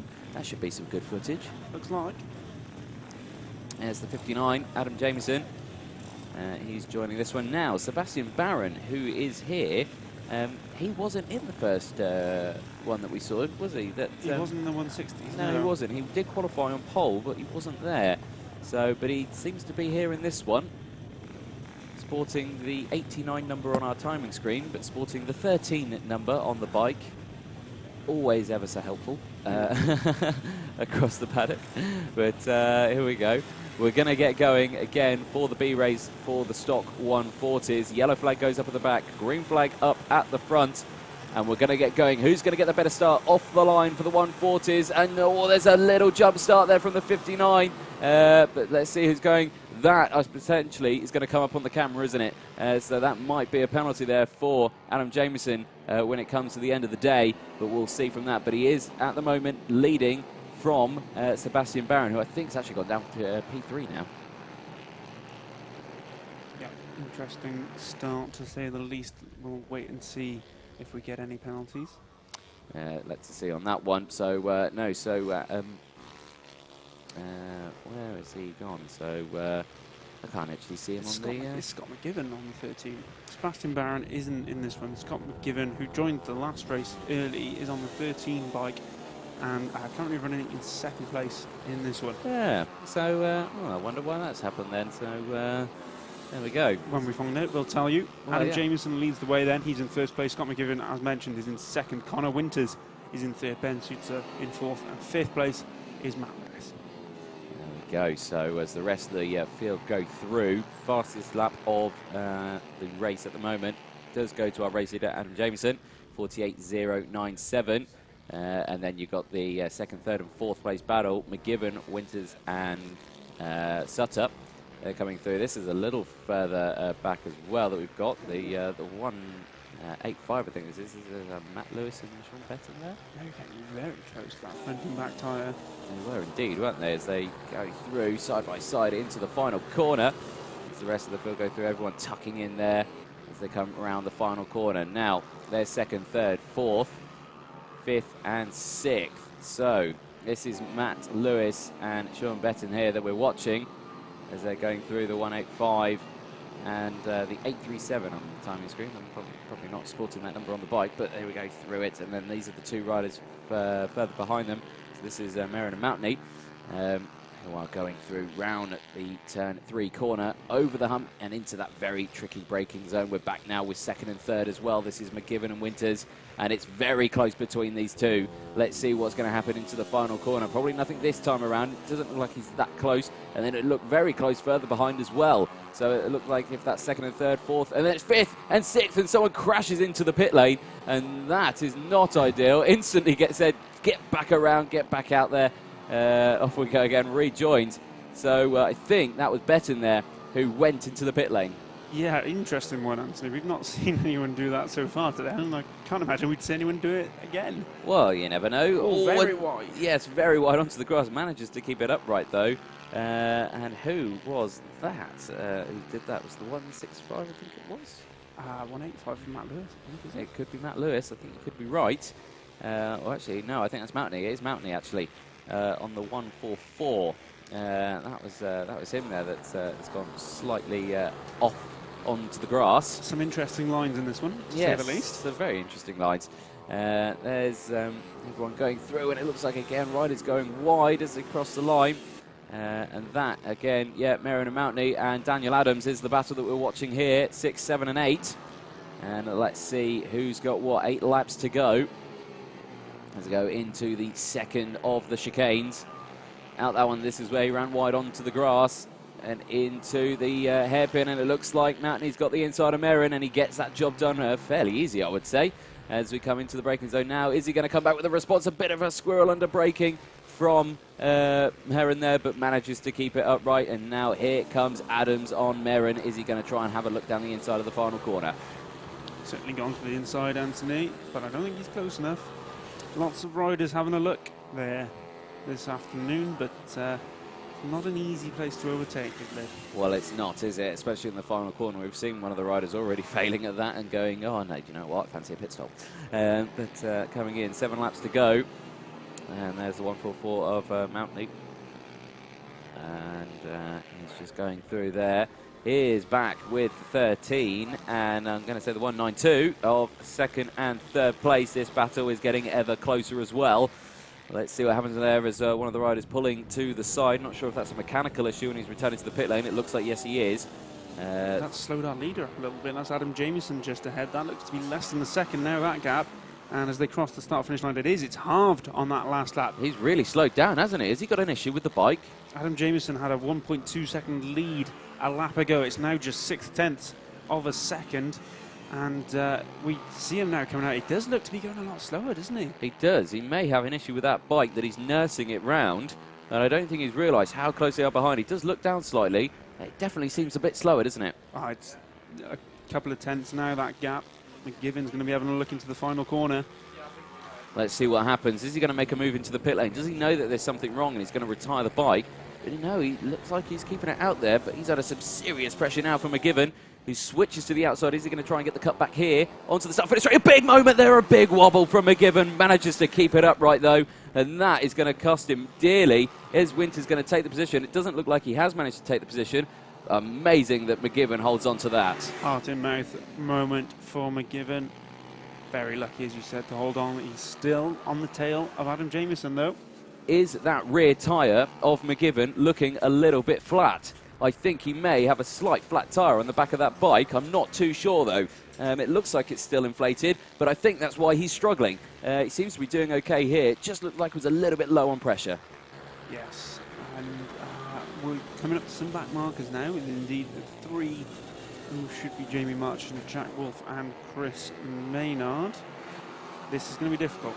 It is going to be difficult with these guys trying to get through. Adam Jamieson again is at the fastest lap of the race, so he's pulled the pin again, and he's trying to pull away from these guys. So just gave him a glimmer of hope, didn't he? And then thought, you know what, actually I'm going to pull away again. Scott McGiven still holding on to third.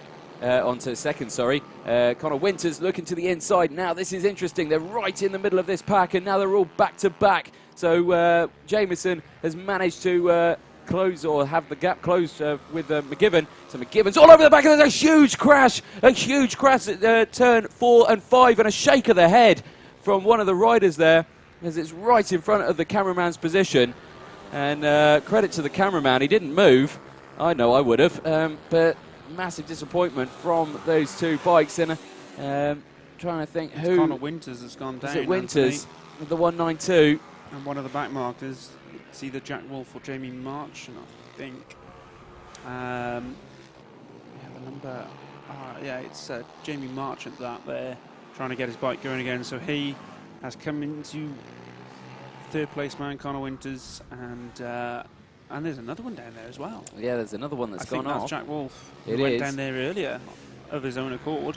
But we're back with the leaders now. 3 laps to go as they're still jostling. So it's still McGiven on Jamieson. They've lost Winters. Winters, who was with them, massive shame for him as they go through. And that was actually McGiven who's just taken the lead. McGiven down the inside at the final corner. He's going to cross the line now, and it should update on your timing screen. It does indeed. So the gap's now 2 tenths of a second, and there's a big mistake there from Jamieson, who tries to dive down the inside of one of the back markers of the 318, I think that was. So that was Dean Jeffrey tries to go down the inside, and he couldn't quite do it. Locks the front and almost goes over the handlebars. So Jamieson then, that gap's massively opened up, and McGiven looking behind him on the 13. Yeah, the 45 of Nigel Hunt's in there as well. McGivern's got past him as they come back past that incident, which is still going on.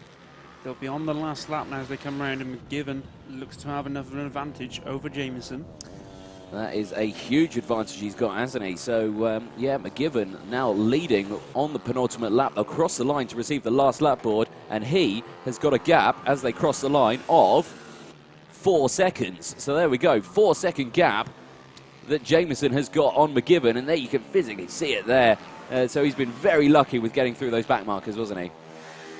Yep, he's navigated his way through them and into the lead all at the same time. He's got a 4-second gap back to Jameson. He's done well for himself, actually. He has done well for himself, hasn't he? So good recovery ride from him. Started on pole position, had a bad start, went down a couple of positions and managed to bring it back. But it's last lap time and it's last corner time as well. So as he comes through onto the start-finish straight, he'll receive the checkered flag. This time, there it is for Scott McGivern to take the win for the B race of the stock 140s. As a fist bump there. Adam Jameson comes back in second place on the 59, with Ben Sutter taking P3. Shane Matney in fourth. Matt Lewis taking fifth on the 187. And Carl Chard moves up into P7, and Daniel Adams moves down to Carl Chard moves up to P6, sorry. Daniel Adams moves down to 7th. Connor Winters, after the incident, finishes P8. Next up, it's the Stock 140A group.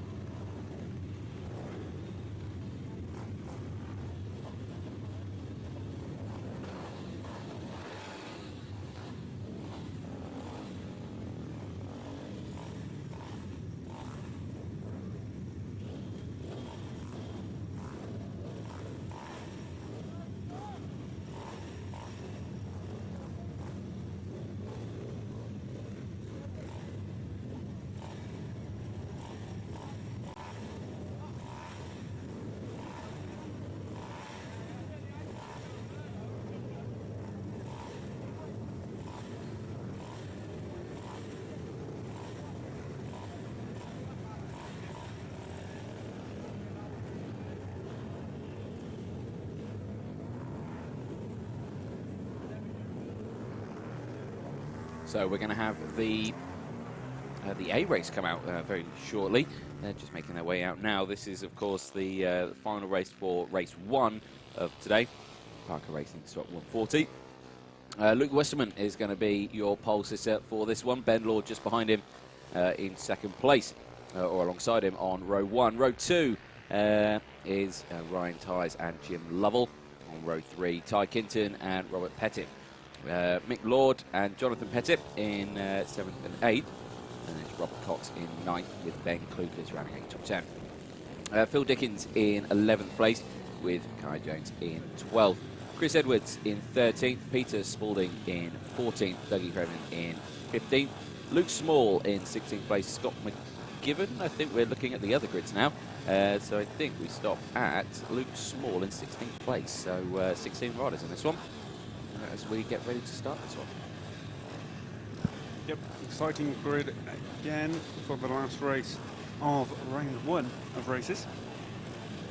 You seem to be looking for something else here. Can I help you? Well, yeah, I've got a drink in my bag. And, Fraser will get it for you.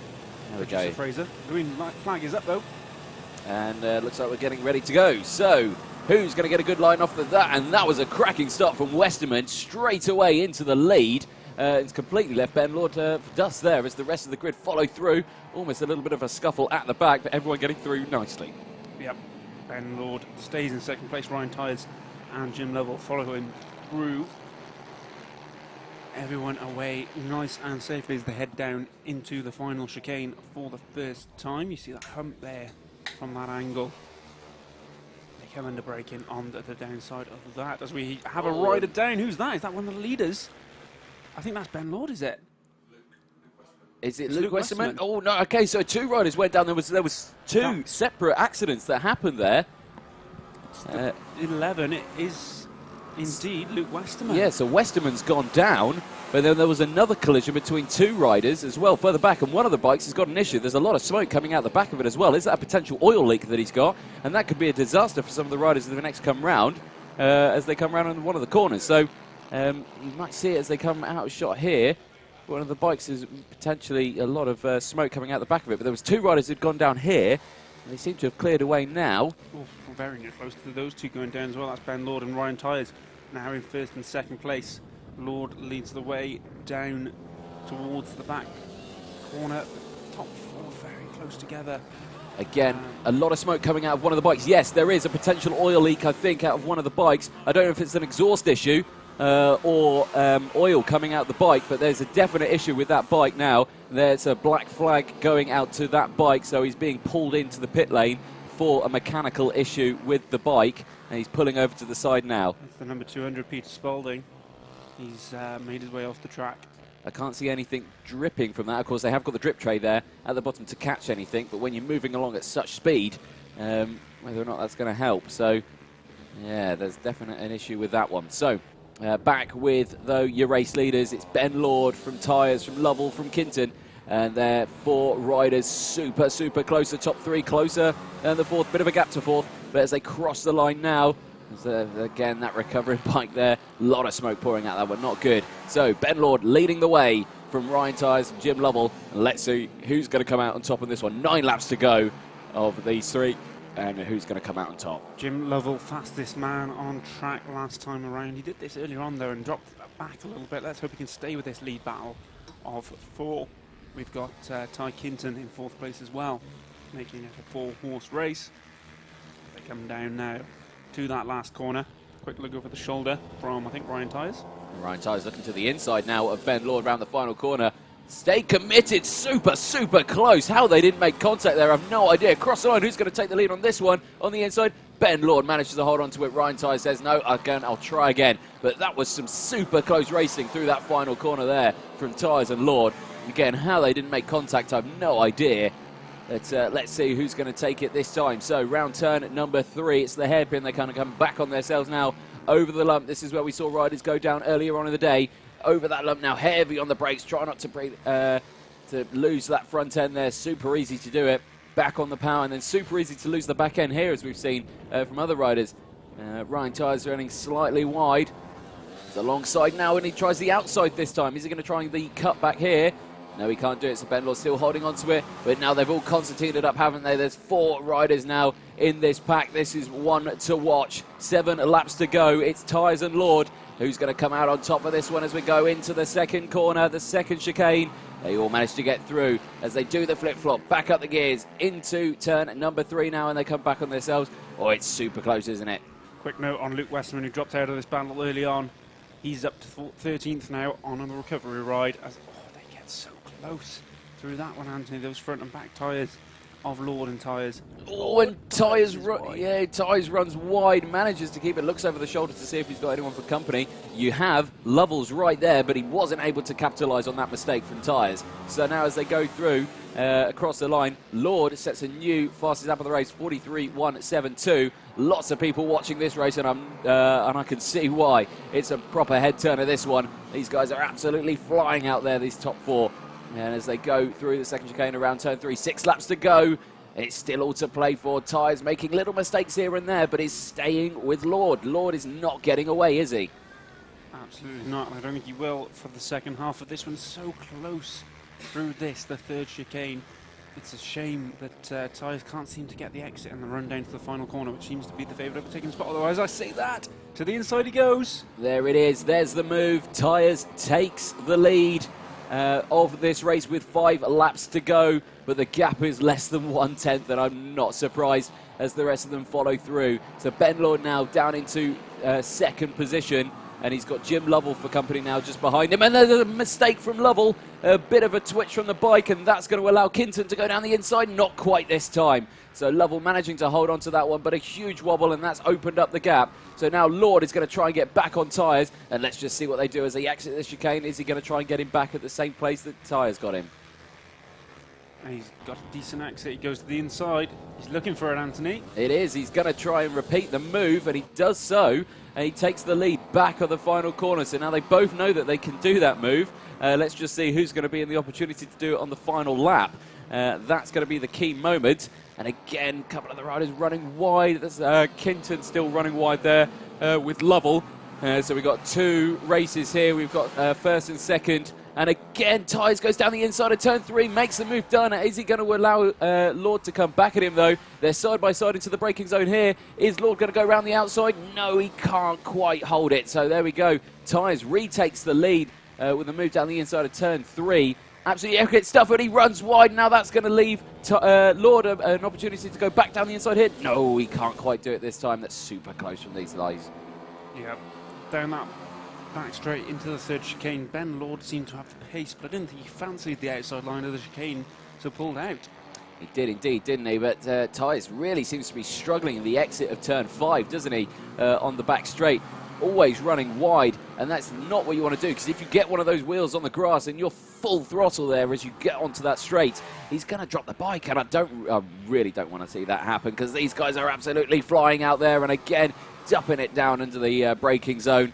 Lord all over the back of Tyres as we exit this one again. Tyres again going slightly wide, keeps it on the track though. To the inside he goes. Oh, that very last corner, it's very close, but I don't think he's going to make it this time. No, he isn't. No, can't quite do it that time. It was a good attempt with 2 laps to go. It's penultimate lap time. Personal best from Lovell. He sets a 43.217 in P3 at the moment. He's still got Ty Kinton close behind, but not close enough for a move. And is that a bit of smoke I'm seeing coming out of Ty's bike? I can't see it myself, Anthony. I think I saw a puff of smoke out of Ty's bike. It may have just been a bad gear change and a bit of a puff, but I definitely saw a puff of something there. Don't know if he may have an issue, but he's still going strong at the moment there in first place. Only a 10th between them now. It's going to be last lap board this time, and again, as we say it in every round, in every race, it brings out the worst in them. And again, a move down the inside into the final corner from Lord. Has that done it? It has done it. Lord retakes the lead with the last lap board coming out this time, so Tyres is probably going to try again what he did a couple of laps ago into turn 3. Let's see what he can do as he nods his head as he goes, right, let's do this, into turn 2, into turn 3 now. Is he going to try and go down the inside here? No, he can't quite do it this time, not close enough. He's going to try and get the switch back, and here comes Lovell. Lovell now looking to the inside into turn 4, can't quite do it this time, slots back around turn 5 as well, onto the back straight. Don't run wide here, Tyres, you've done it before, please don't do it again. No, he's not done it. Now, is he going to dive down the inside into the final corner? Yellow flag in the final corner, and that is going to be the decider for that one, as there's a rider's gone down as they cross the line, and a huge moment from Lovell there as he goes across and leaves a huge mark on the track, but it's Lord, Tyres and Lovell, Kinton taking 4th. What a race those two gave us. Excellent stuff, yeah, entertaining from start to finish. Can't wait for race 2 of this one. This is going to be a fantastic one. Of course, it's race 2 later on in the day. We're going to be restarting then with what we ended up last time, but a fantastic race all the way throughout. Mick Lord there, he came in 5th, Robert Cox in 6th, Robert Pettit, Jonathan Pettit, Kai Jones and Luke Westerman were your top 10 for that one. Heading over now to CW Bikes Junior SM90 and Mini GP 110s.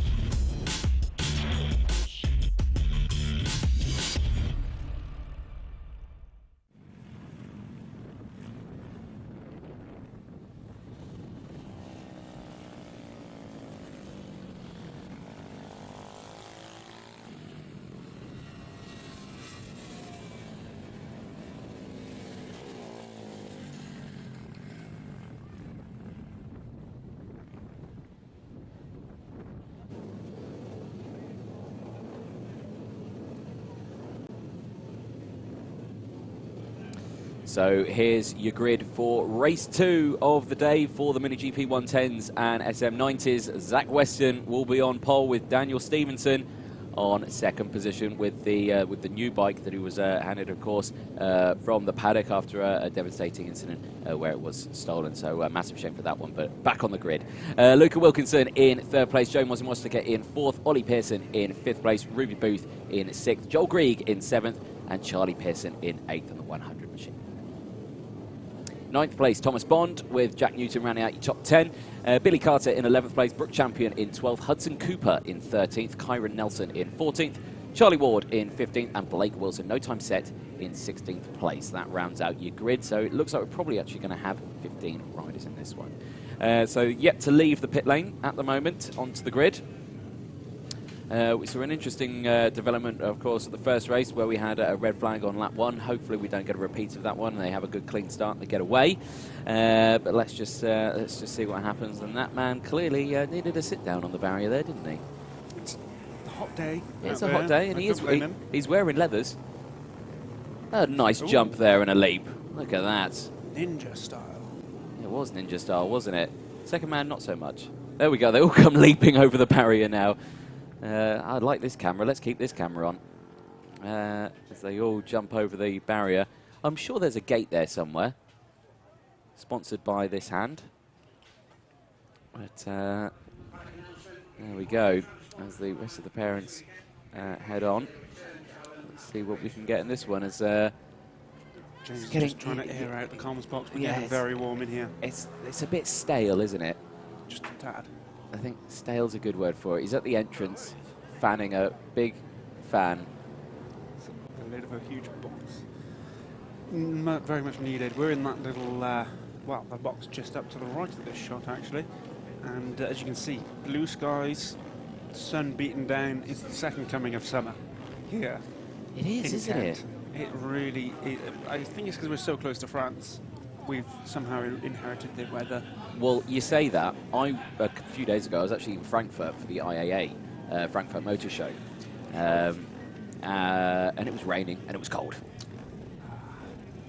Those Europeans and the weather. Glad we're getting out of it. Questionable view, I think, for some people on that one. The number 11 lines up on the right-hand side. They were still waiting for Pole Man to come out for this one. Oh, indeed. So, let's just see. Of course, earlier on in the day, he had a bit of an issue at the start of this one. And we're not indeed going to see him. It's Zach Weston, not here. So Dan Stevenson starts this one at the front. Scott starts are out massive wheelies at the back of the grid. Not sure who that was, but we get going. Stevenson leads the way through the first chicane due to the missing Weston. He's shown up on the timing though, so he may have started this one at the back for some reason. Maybe. We'll confirm with you as they come through the first lap. Now, the reason being is because the bike last time was quite unreliable, and maybe safety reasons thought, well, you know, we're going to start you at the back just in case, you know, someone goes into the back of you if you stall again. So that could be the reason. I'm not sure if that is the reason, but I've just made that up, but maybe. It's a solid reason, and Anthony had trouble on both the starts earlier. A bit of an issue on the first time, and the second one just didn't get away at all. No, not at all. Onto the back straight, though, and it's a good lead already from Daniel Stevenson. And messages coming in from Stevenson again, from Mick there. And 11 laps to go now, and the fastest lap of the race for Stevenson, 52.81. But then it's taken away from Zach Weston. He's up in to P9, so he is out there with a 52.7. So we're probably going to see him charge through the field like he did last time. He flew through last time, didn't he? Absolutely. Just as soon as I'd said that he may have well scuppered his chances with that stall, he proved me wrong and sent it straight to the front. Still can't see him, though, on any of the cameras, so he's out there, but we can't quite see him. There's Joe Mosika. He's piling on the pressure to Luca Wilkinson. So let's just see what they're going to do into the final corner. Mosika looks behind him, looks to the inside, not close enough this time, slots in. As they... That was Zach Weston popping up at the back of this group, Anthony. It is. There he is there, actually. Yeah, just at the back of that shot. So, there he is, just behind this group of 4, and he's closed that gap massively, hasn't he? So he's up into P6, down the inside of the number 9, gets it done. So that's Zach Weston in front of, Grieg, I think it is Joel Grieg, so he's got the number 3 on the timing screen, but it looked like a number 9 on the bike, and again trying to get past some more of them. He's got the 76 for company there as well. But I think that's Ruby Booth that he's trying to get past. I think he's got past Ruby Booth. Next on his list is Luca Wilkinson. Because Joe Mozzie Mostica has got up into second place. He has indeed, and it looks like he's already got. Wilkinson there on the inside, and it looks like he's already got Mostica as well. He has. He's taken 2 on that straight alone. So there we go. On to the start-finish straight. Zach Weston up into P2 as the rest of the field slot through. Next on his list is Daniel Stevenson, and there's a bike down That's in Luca the wall. Wilkinson. It is Luca Wilkinson. He's gone into the wall at turn number 1. It looked like a heavy hit, but support on its way to him now. Yellow flag's out in turn 1, but I think we're going to see a red flag come out. Yes, the red flag does come out for an incident at turn 1 involving, we believe, Luca Wilkinson on the 76. After an incident there, it looks like he just lost the back end. Or was that Luca Wilkinson that I just saw go past there? May well have been. He didn't look too badly hurt, but we will find out momentarily. So we'll try and see who it is out at turn 1 just to let you know. But again, red flag after 3 laps. And let's see what happens.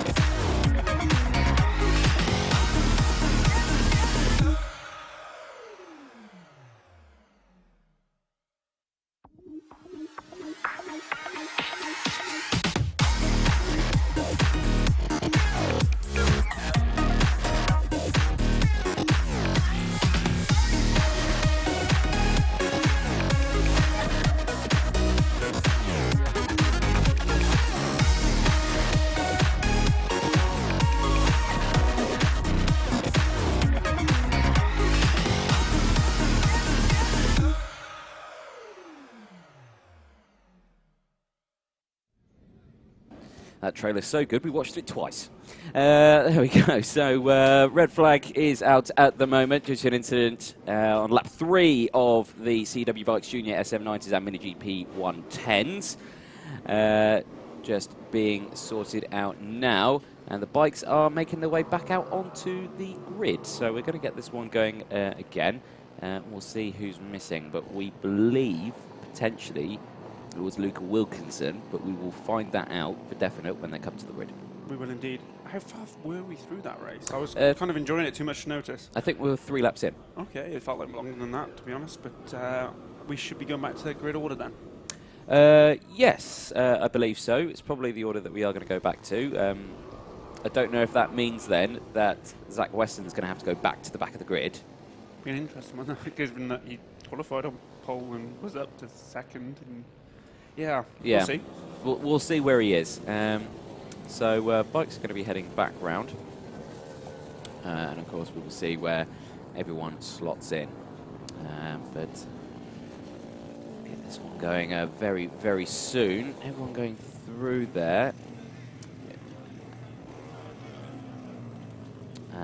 Let's just see who lines up on the grid. Now, where did Luca Wilkinson qualify the first one? So he finished. So he qualified 3rd.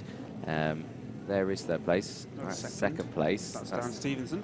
He's Dan Stevenson. And yes, we are missing. Well, I think that's him in the background actually, coming through around the back of the shot. Let's see if he makes his way up the middle of the grid. There's certainly no one waiting. There's no one waiting on the spot for him, is there? So he may be starting at the back though. We shall see when they come around.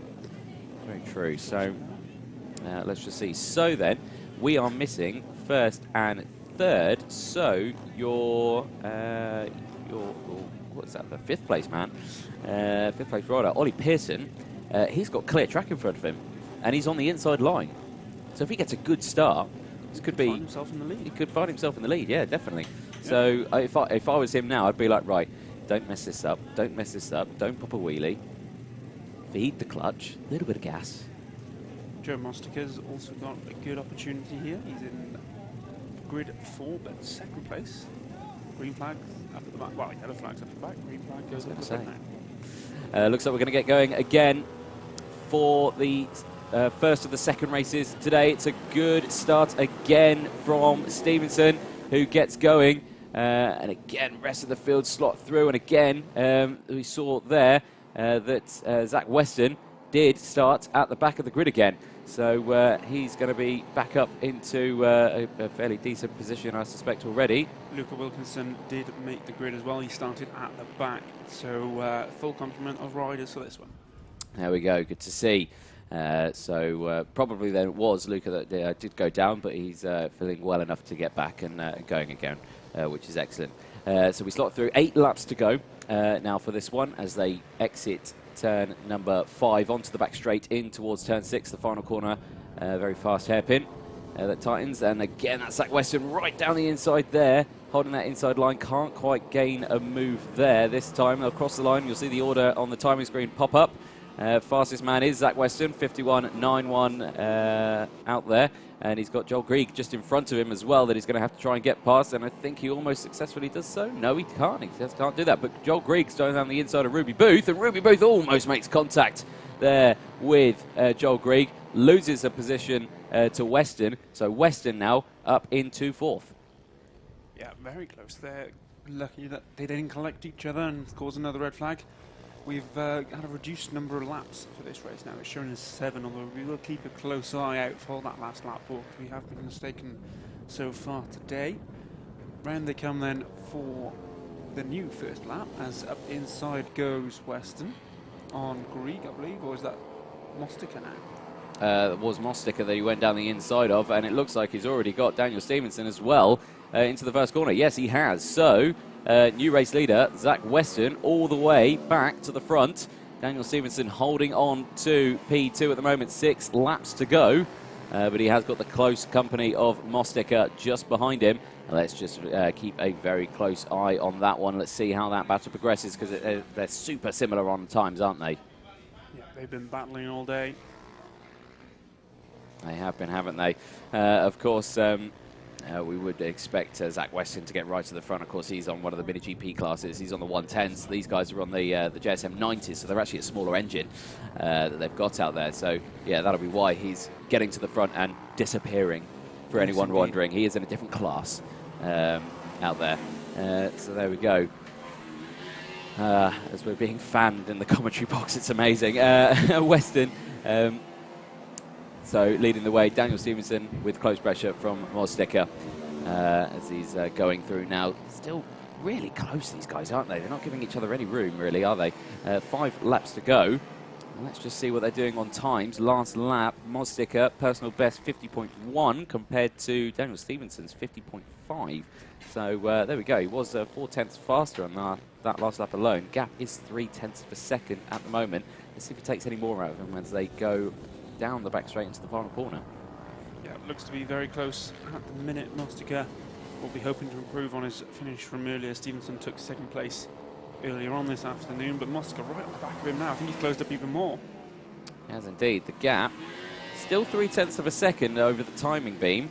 So he closed in by 100th of a second. Yes. I mean, now I could see that, isn't it, Anthony? It's almost as if I was making it up.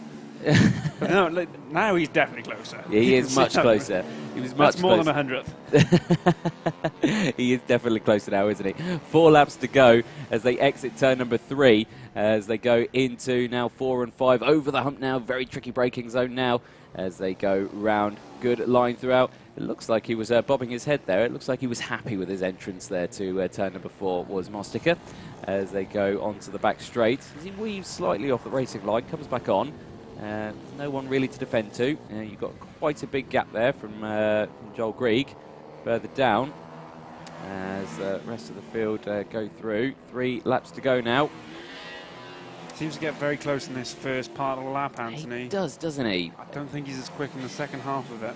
Again, didn't we see this on the first race where I think this sort of setting he's running, he's got a good acceleration out of the corners, but then he just can't get it on the back straight. He can't get to that top end, can he? Slower corners suit him better at the start of the lap. So as we get past one of the back markers there, I think that's Charlie Ward. I think you heard me right. So Stevenson goes to the inside, Mostica goes to the outside, and that has caused him to open that gap up slightly, hasn't it? That gap is up to half a second now when they last crossed the line. That's what it is this time, but it looks like he really closes up there, doesn't he, on the final corner?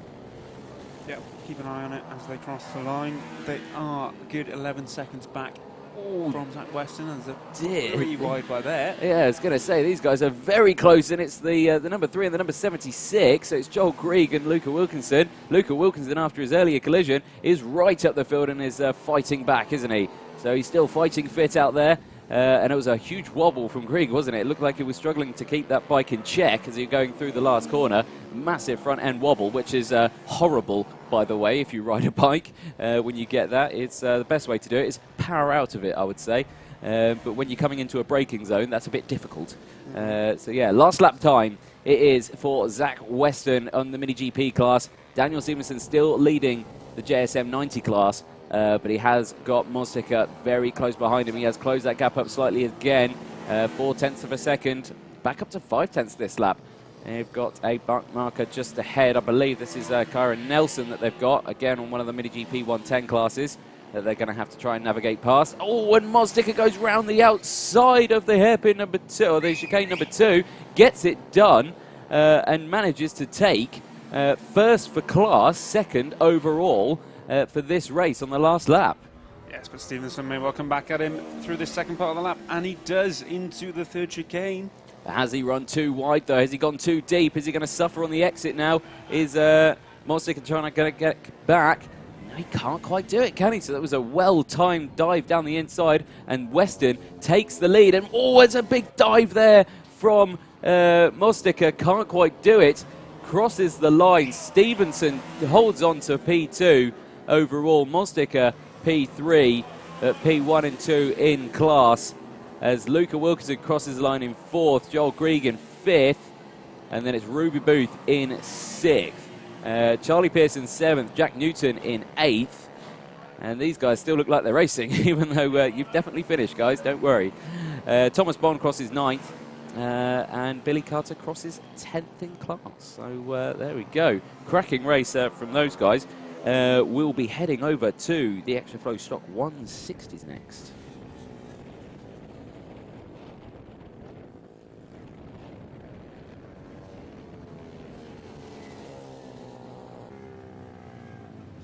So this race apparently hasn't finished, despite the fact we're seeing checkered flags. That's the last lap board going out on the left-hand side now.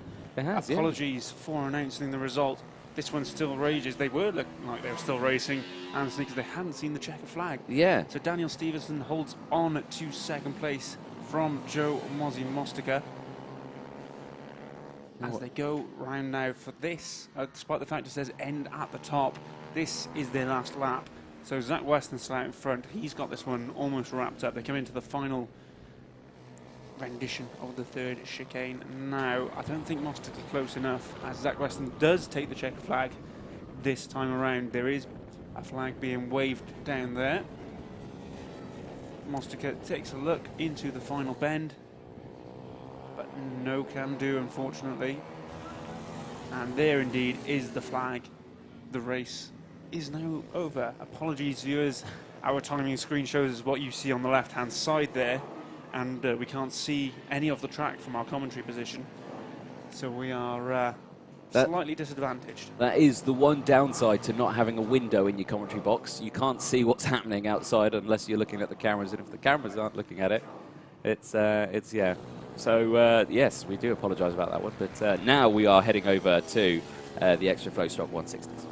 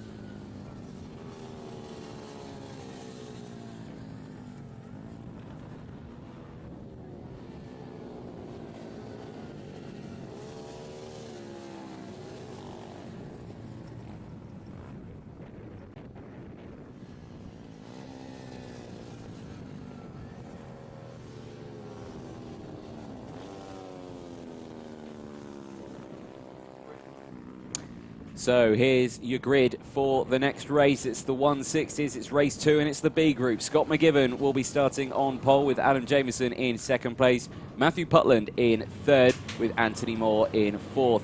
Dean Rowland in 5th place with Tommy Champion in 6th. Jack Wolf in 7th, and Dan Merrin with no time set in P8 on the 53 machine. I believe it is only the 7 riders that we have got in this one, as we only had 7 earlier on. Mick Lord there, no time set as well, P9, but I think we are going to have the 7 bikes out on circuit, but we'll see when they come back out. And it's an interesting development in the last race for anyone who wanted to know why the incident occurred at the end of the last race. The race did finish at the time it was supposed to finish, but unfortunately race control a little bit distracted by parents signalling at the riders to go faster, which they're not allowed to do.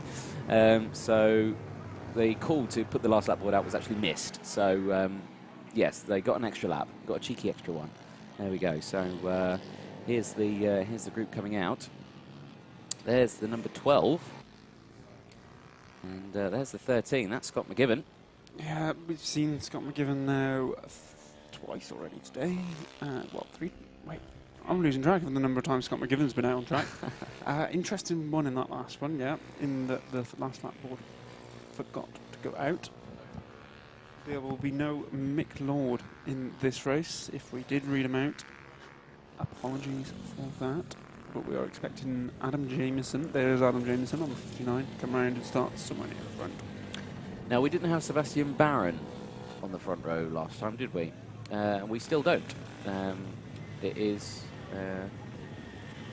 Scott McGivern there. So, yeah, my results on laptop here are slightly different to what we actually see. So, yeah. So, but it is Scott McGivern on the front there, on the left-hand side. Right-hand side being Adam Jameson on the 59 machine, and so forth backwards. Small grid, but the flags go up, the revs rise, and we're going to get going for race 2 of the day for this class. It is the B class, 12 laps to go, and it's a good start from the 59, Adam Jameson, who managed to get straight away up into 1st position, but he's still under massive pressure from Scott McGivern on the 13 machine, but it's a good start as we go through turns 1 and 2. Yeah, Adam Jameson took a trip across the curb, but it's worked out well for him. He's got ahead of Scott McGivern in this one. And Matthew Putland, I think, has taken up 3rd place. I think you may be right on that one as we go into the tricky braking zone of turns 4 and 5. Onto the back straight now. It's still Adam Jameson from Scott McGivern. Those two very close for comfort with each other, and it looks like McGivern's going to try and go for a move down the inside of the final corner. No, slots back, thinks against it, and there's your 3rd place man as well. So the timing screen will come up on the left-hand side of your screen as they cross the line. There it is for you. So it's Jameson, McGivern, Putland. They're your top 3. Then Rowland, Moore, Champion, and then Wolf in 7th. Now, Wolf, of course, had a bad race 1, didn't he? As he came a cropper. And there's the 13 of McGivern going on the grass. He almost came a cropper there as well. Very easy to run right out of the 2nd corner, isn't it? Yep, not the ideal line, that, Scott. You'll want to try something different on lap 3, but he's still in contention for this one. He is indeed. So he's not that far back. 0.3 per second as he last crossed the line. Let's see what it is this time. I suspect it will be more, and a little bit more as well, as he runs slightly wide there, almost getting onto the grass. But that, to me, looks like it's probably going to be a half-second gap. Let's see when they cross the line. 0.6 of a second, so I was fairly close for that one. 10 laps to go. Let's see if he's going to try and close that gap up. He's got plenty of time to do it, I should say, and he's had a nice clean exit out of turn 1 and a clean exit out of turn 2. So hopefully he's going to try and reel in Jameson, who has had a very good day today, I would say. He's riding well out there. Seems to like this at Lydd circuit. Down into the southeast of the country. About as southeast as you can go, really, without being in France. Well, yeah, I would definitely say so. Okay, you could go a little bit further, but yeah, we are very far away from where I live. Yeah, 10 laps to go. They're going to cross the line this time. 9 laps will remain. 0.6 of a second is the gap this time. They cross the line, and McGivern's taken the lead. So where's that happened? We've missed that. McGivern is in the lead, so we've missed that. No, they've changed back. They look very casual there as they were side by side. They do, don't Perhaps McGivern's giving it back for some reason. I can't imagine why. I am not too sure. There we go. We missed that one, but 9 laps to go, and we'll keep an eye on this. So it's Jameson and McGivern. McGivern back into second place on the 13, but still ever so close as they exit turns 5 onto the back straight. Don't run too wide, which they don't. Get back on the line, and it looks like McGivern's going down the inside into the final corner again. No, slots back, so Jameson holds onto that, defends well as they cross the line again. And it's 1/10 of a second is the gap. Again, it looks much closer than that, doesn't it? As they go through, both with a good exit out of turn 1. Again, straight back into it. Repeating pretty much turn 1 again now with turn 2. Little bit of a tighter chicane, though, this one. And that is the 88. So the 66. I think that's Wolf again. Yeah. So that's a massive shame for him. He's not had a good day, has he? Unfortunately not. No, but these two are having an all right one. They're very close together. They go through the third chicane for the 5th time. Yeah, 8 laps to go. When they cross the line, 7 will remain. Quick maths there, and again, McGivern down the inside. It looks like he's got this one done. So McGivern down the inside. He takes Jameson as they come now onto the start-finish line. You'll see it change. There it is, and it's a personal best time, 46.395 from McGivern. Fastest lap is still Jameson. And Jameson has, I think, his bike's not clocked as he crossed the line because he's gone down into 3rd on your screen. But as you can clearly see there, he's still in 2nd position. So it is still McGivern from Jameson as they go again into the tricky braking zone of turns 4.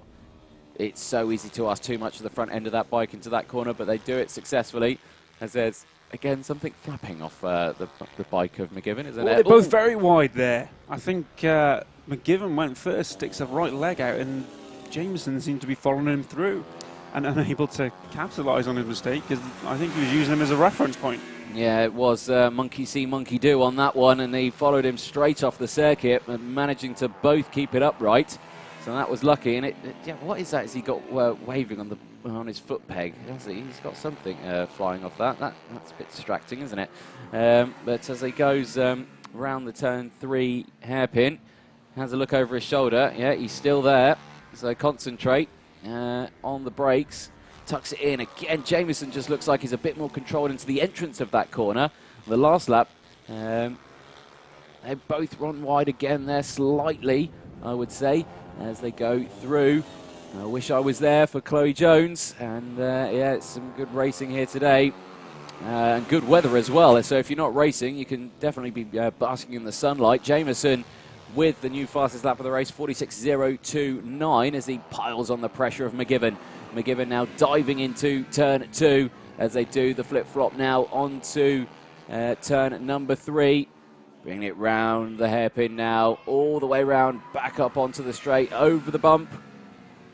And into that tricky braking zone again. So that's the only undulation change that they've got out there. And again, it's probably in the worst place into a braking zone, isn't it, for corner? Yeah, you were loading up the front wheel, as you said many times throughout today, Anthony. It's a good challenge. We've seen one overtaking manoeuvre into there, or perhaps 2. But it will be really tricky to slow the bike down and get it up alongside another one at that particular part of the track. Jameson, I think, is just biding his time here. He knows there's a couple of laps remaining at this race, and he's got the pace. He set the fastest lap twice now so far. So, yeah, I think he's waiting for a chance to get by, but Scott McGivern won't have too much of a chance to get him back. Yeah, very true. And, of course, it is always a risky thing to do to wait until the last couple of laps, of course, because if there's an incident out on the circuit and the race is stopped, you know, if there's only 2 laps left, they'll stop the race there and then you finish second. So even though it's, you know, you want to try and wait and hold it out, and he's looking like the inside here. No, he can't quite do it again. So he slots back into position and gets it going. But yeah, as I was saying, yeah, you lose at that. So it's a bit of a risk, and you want to get past it ASAP, really, don't you? But it's just that fine line of knowing when to do it, isn't it? 3 laps to go as they go around into the second corner again. Still absolutely neck and neck.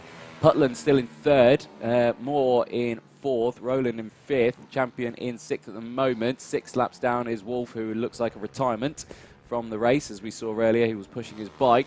but all eyes are on the top two, McGivern and Jameson, and that gap looks like it's opened up slightly, hasn't it?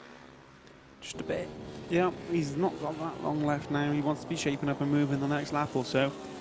There'll be 2 left after this one, and yeah, I think they're close enough still.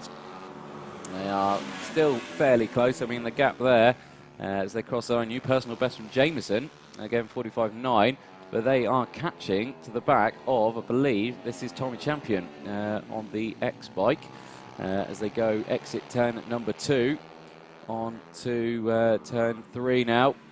As they head round now, penultimate lap. Yes, it is. It's Tommy Champion there. He's just in front as they go into the tricky zone. Again, no blue flags out there, so I'm not sure if he knows that they're right behind. I'm sure he'll hear the bikes. And now Jameson's attacking McGivern. Jameson goes to the inside of him now. Tommy Champion's out the way now. They've both got in front. But that gap's seriously open now, hasn't it? Yeah, I think Jameson gambled on McGivern being pushed out wide. Didn't happen, and he scrubbed off too much speed getting up the inside. It's going to be the last lap now. He's got a few more opportunities to get past. I think it might have to be the last corner though, Anthony. I think it's going to be the last corner, yes. So he's really close to up under braking there. He suffered slightly on the exit, so a bit too fast in, suffered on the exit. But it is last lap time, only a couple more corners to go. If it's going to be anywhere, it's either going to be here or the last corner. And he can't do it this time. He's not close enough. Now he needs a really good exit here.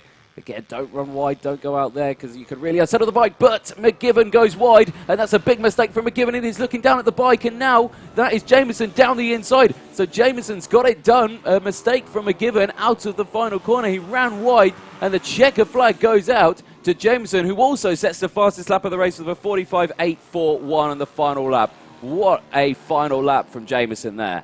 Yeah, he did everything he could, set the new fastest lap of the race, which he's done twice already so far. Takes it away from Scott McGivern, who unfortunately made that little mistake to end up nearly half a second slower on the final lap. Third place goes to Matt Petland. Fourth will be Anthony Moore. Dean Rowland will take fifth. Tommy Champion has finished in sixth, and Jack Wolf retired. Seventh place, he will be classified. Next up, I believe we have Group A of the Pit Bike Stock 160s.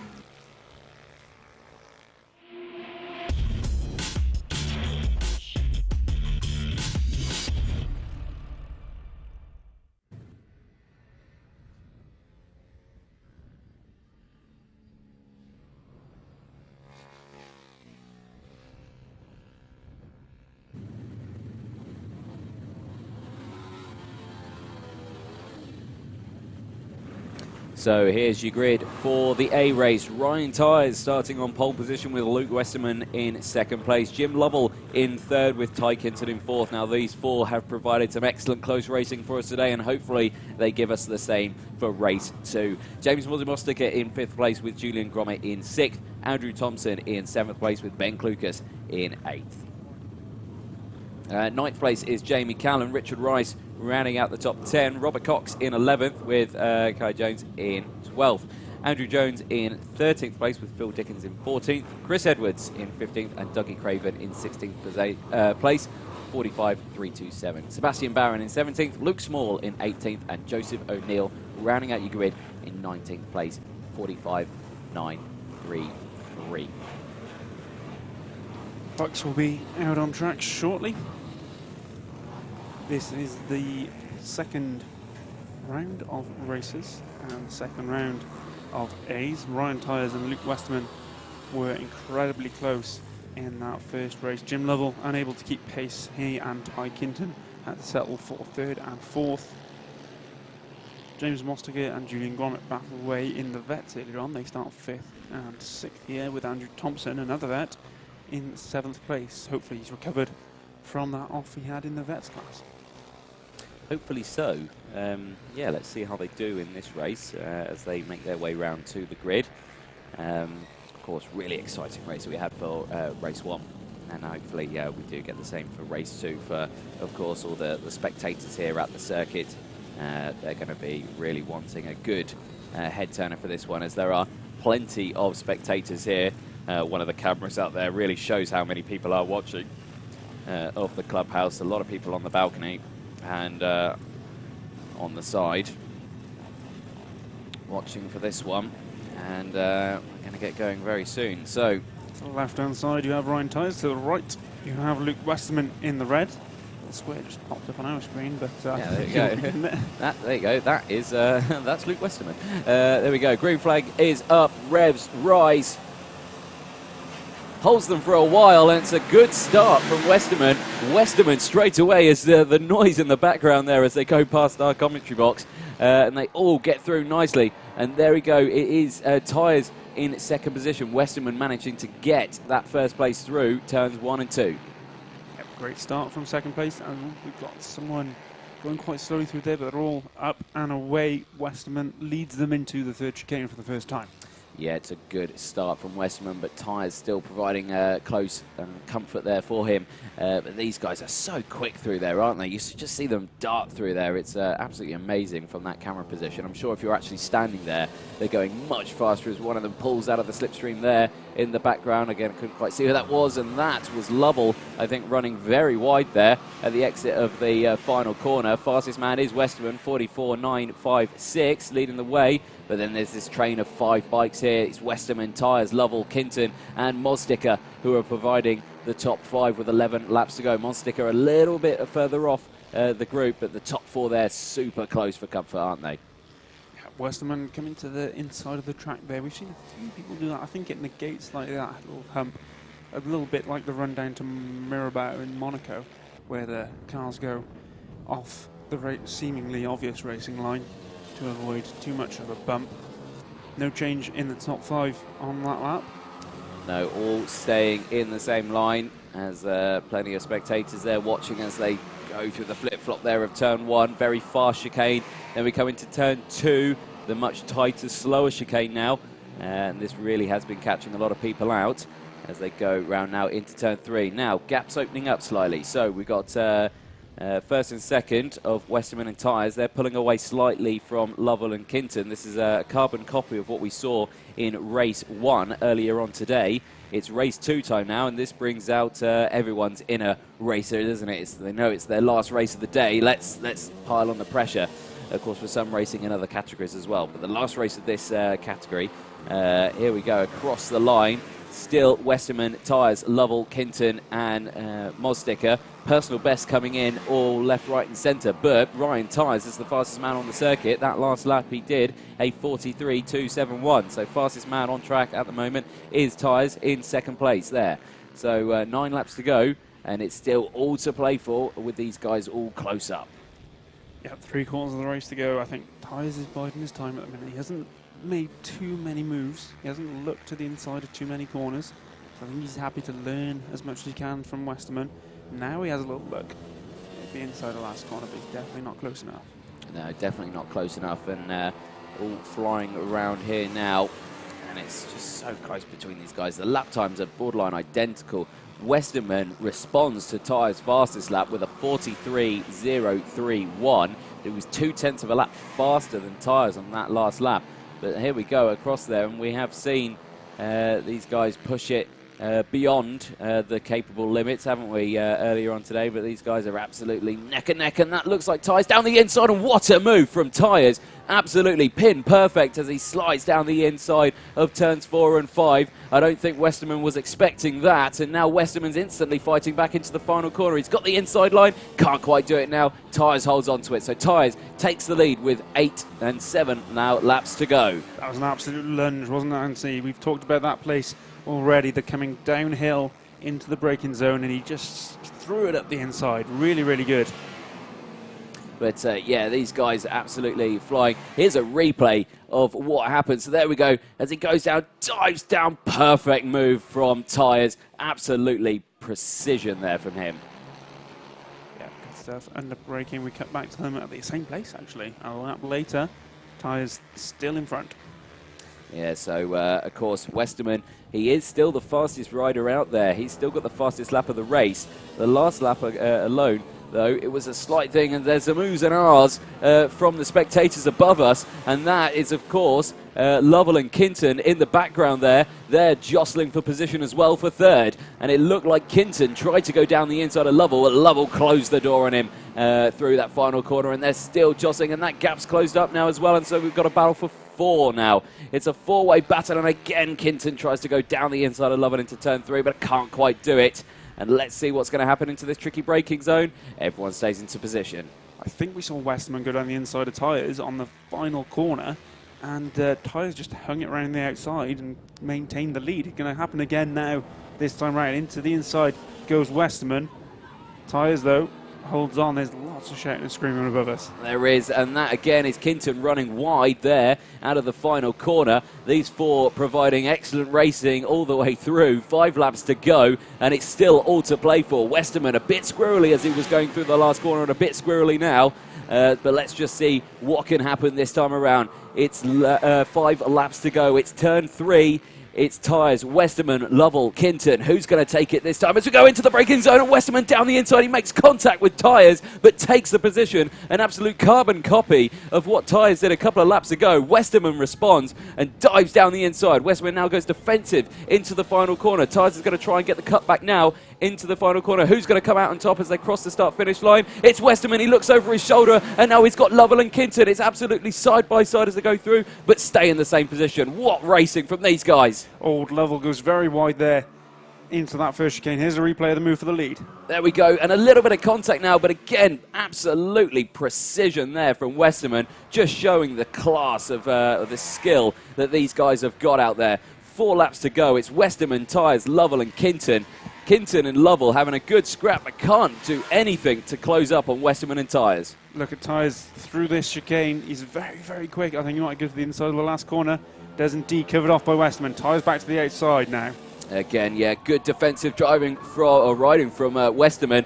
And again, as they go Tyres through, is in front. He is. Tyres has got back in front, hasn't he? So as they go through into turn 1 again, now here comes Lovell. Lovell down the inside of Westerman. Is he going to try and get him on the dive bomb into turn number 2? Yes, he does. Lovell down the inside of Westerman to take second place with 3 laps to go, and now he's eyeing up Tyres as well. Can't quite do it here. So that's Lovell with a fantastic move through turn 2. Lovell's done what he failed to do earlier, kept with the lead battle and joined it. Great stuff from him. He's been biding his time there in 3rd place, holding off Ty Kinton, and now he's challenging for the lead.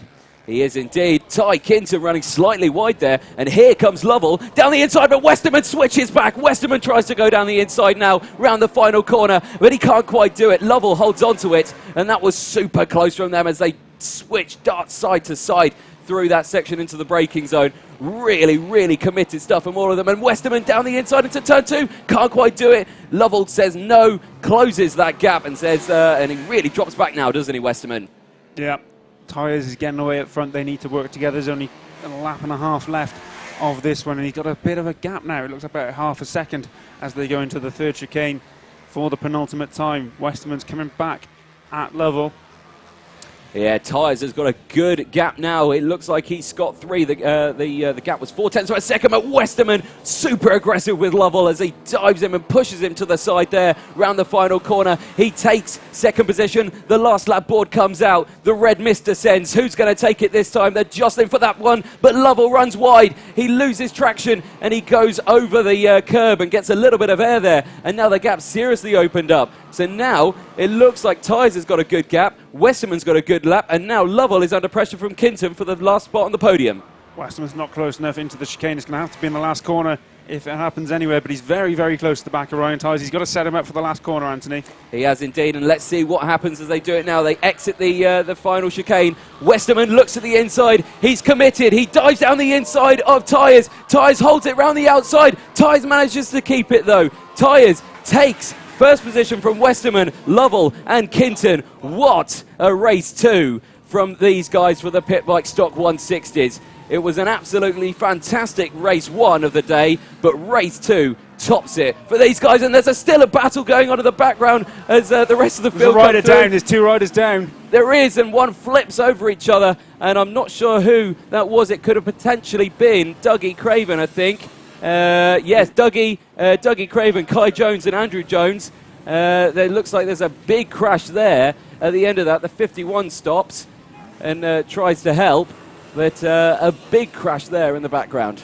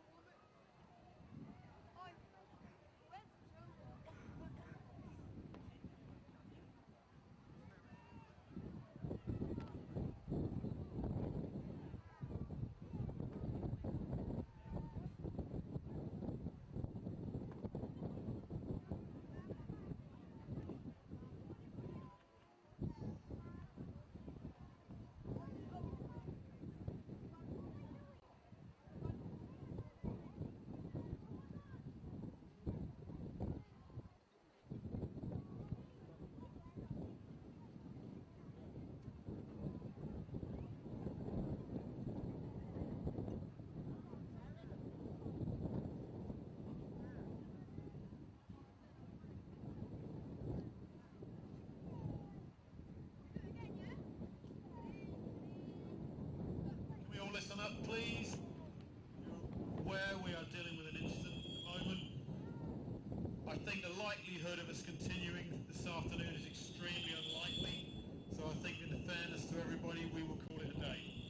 If you're leaving the paddock, please remember we need access to the end of the pit lane and the paddock for the ambulance services. So please don't loiter around at that end. Thank you.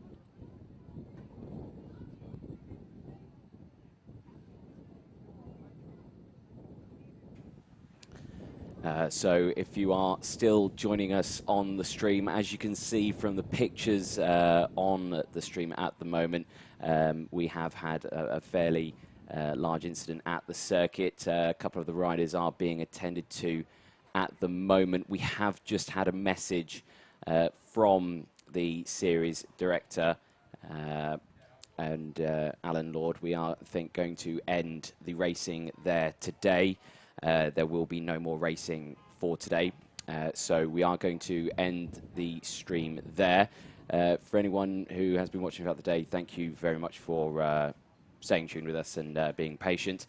And I'm sure if you do have any questions regarding anything, please feel free to email the official British Mini Bikes Facebook page, anything like that. If you do want to know any information or anything, you may get some on there. But other than that, we are going to sign off now. Thank you very much for joining us from myself, Anthony Jordan, and Jacob Harris.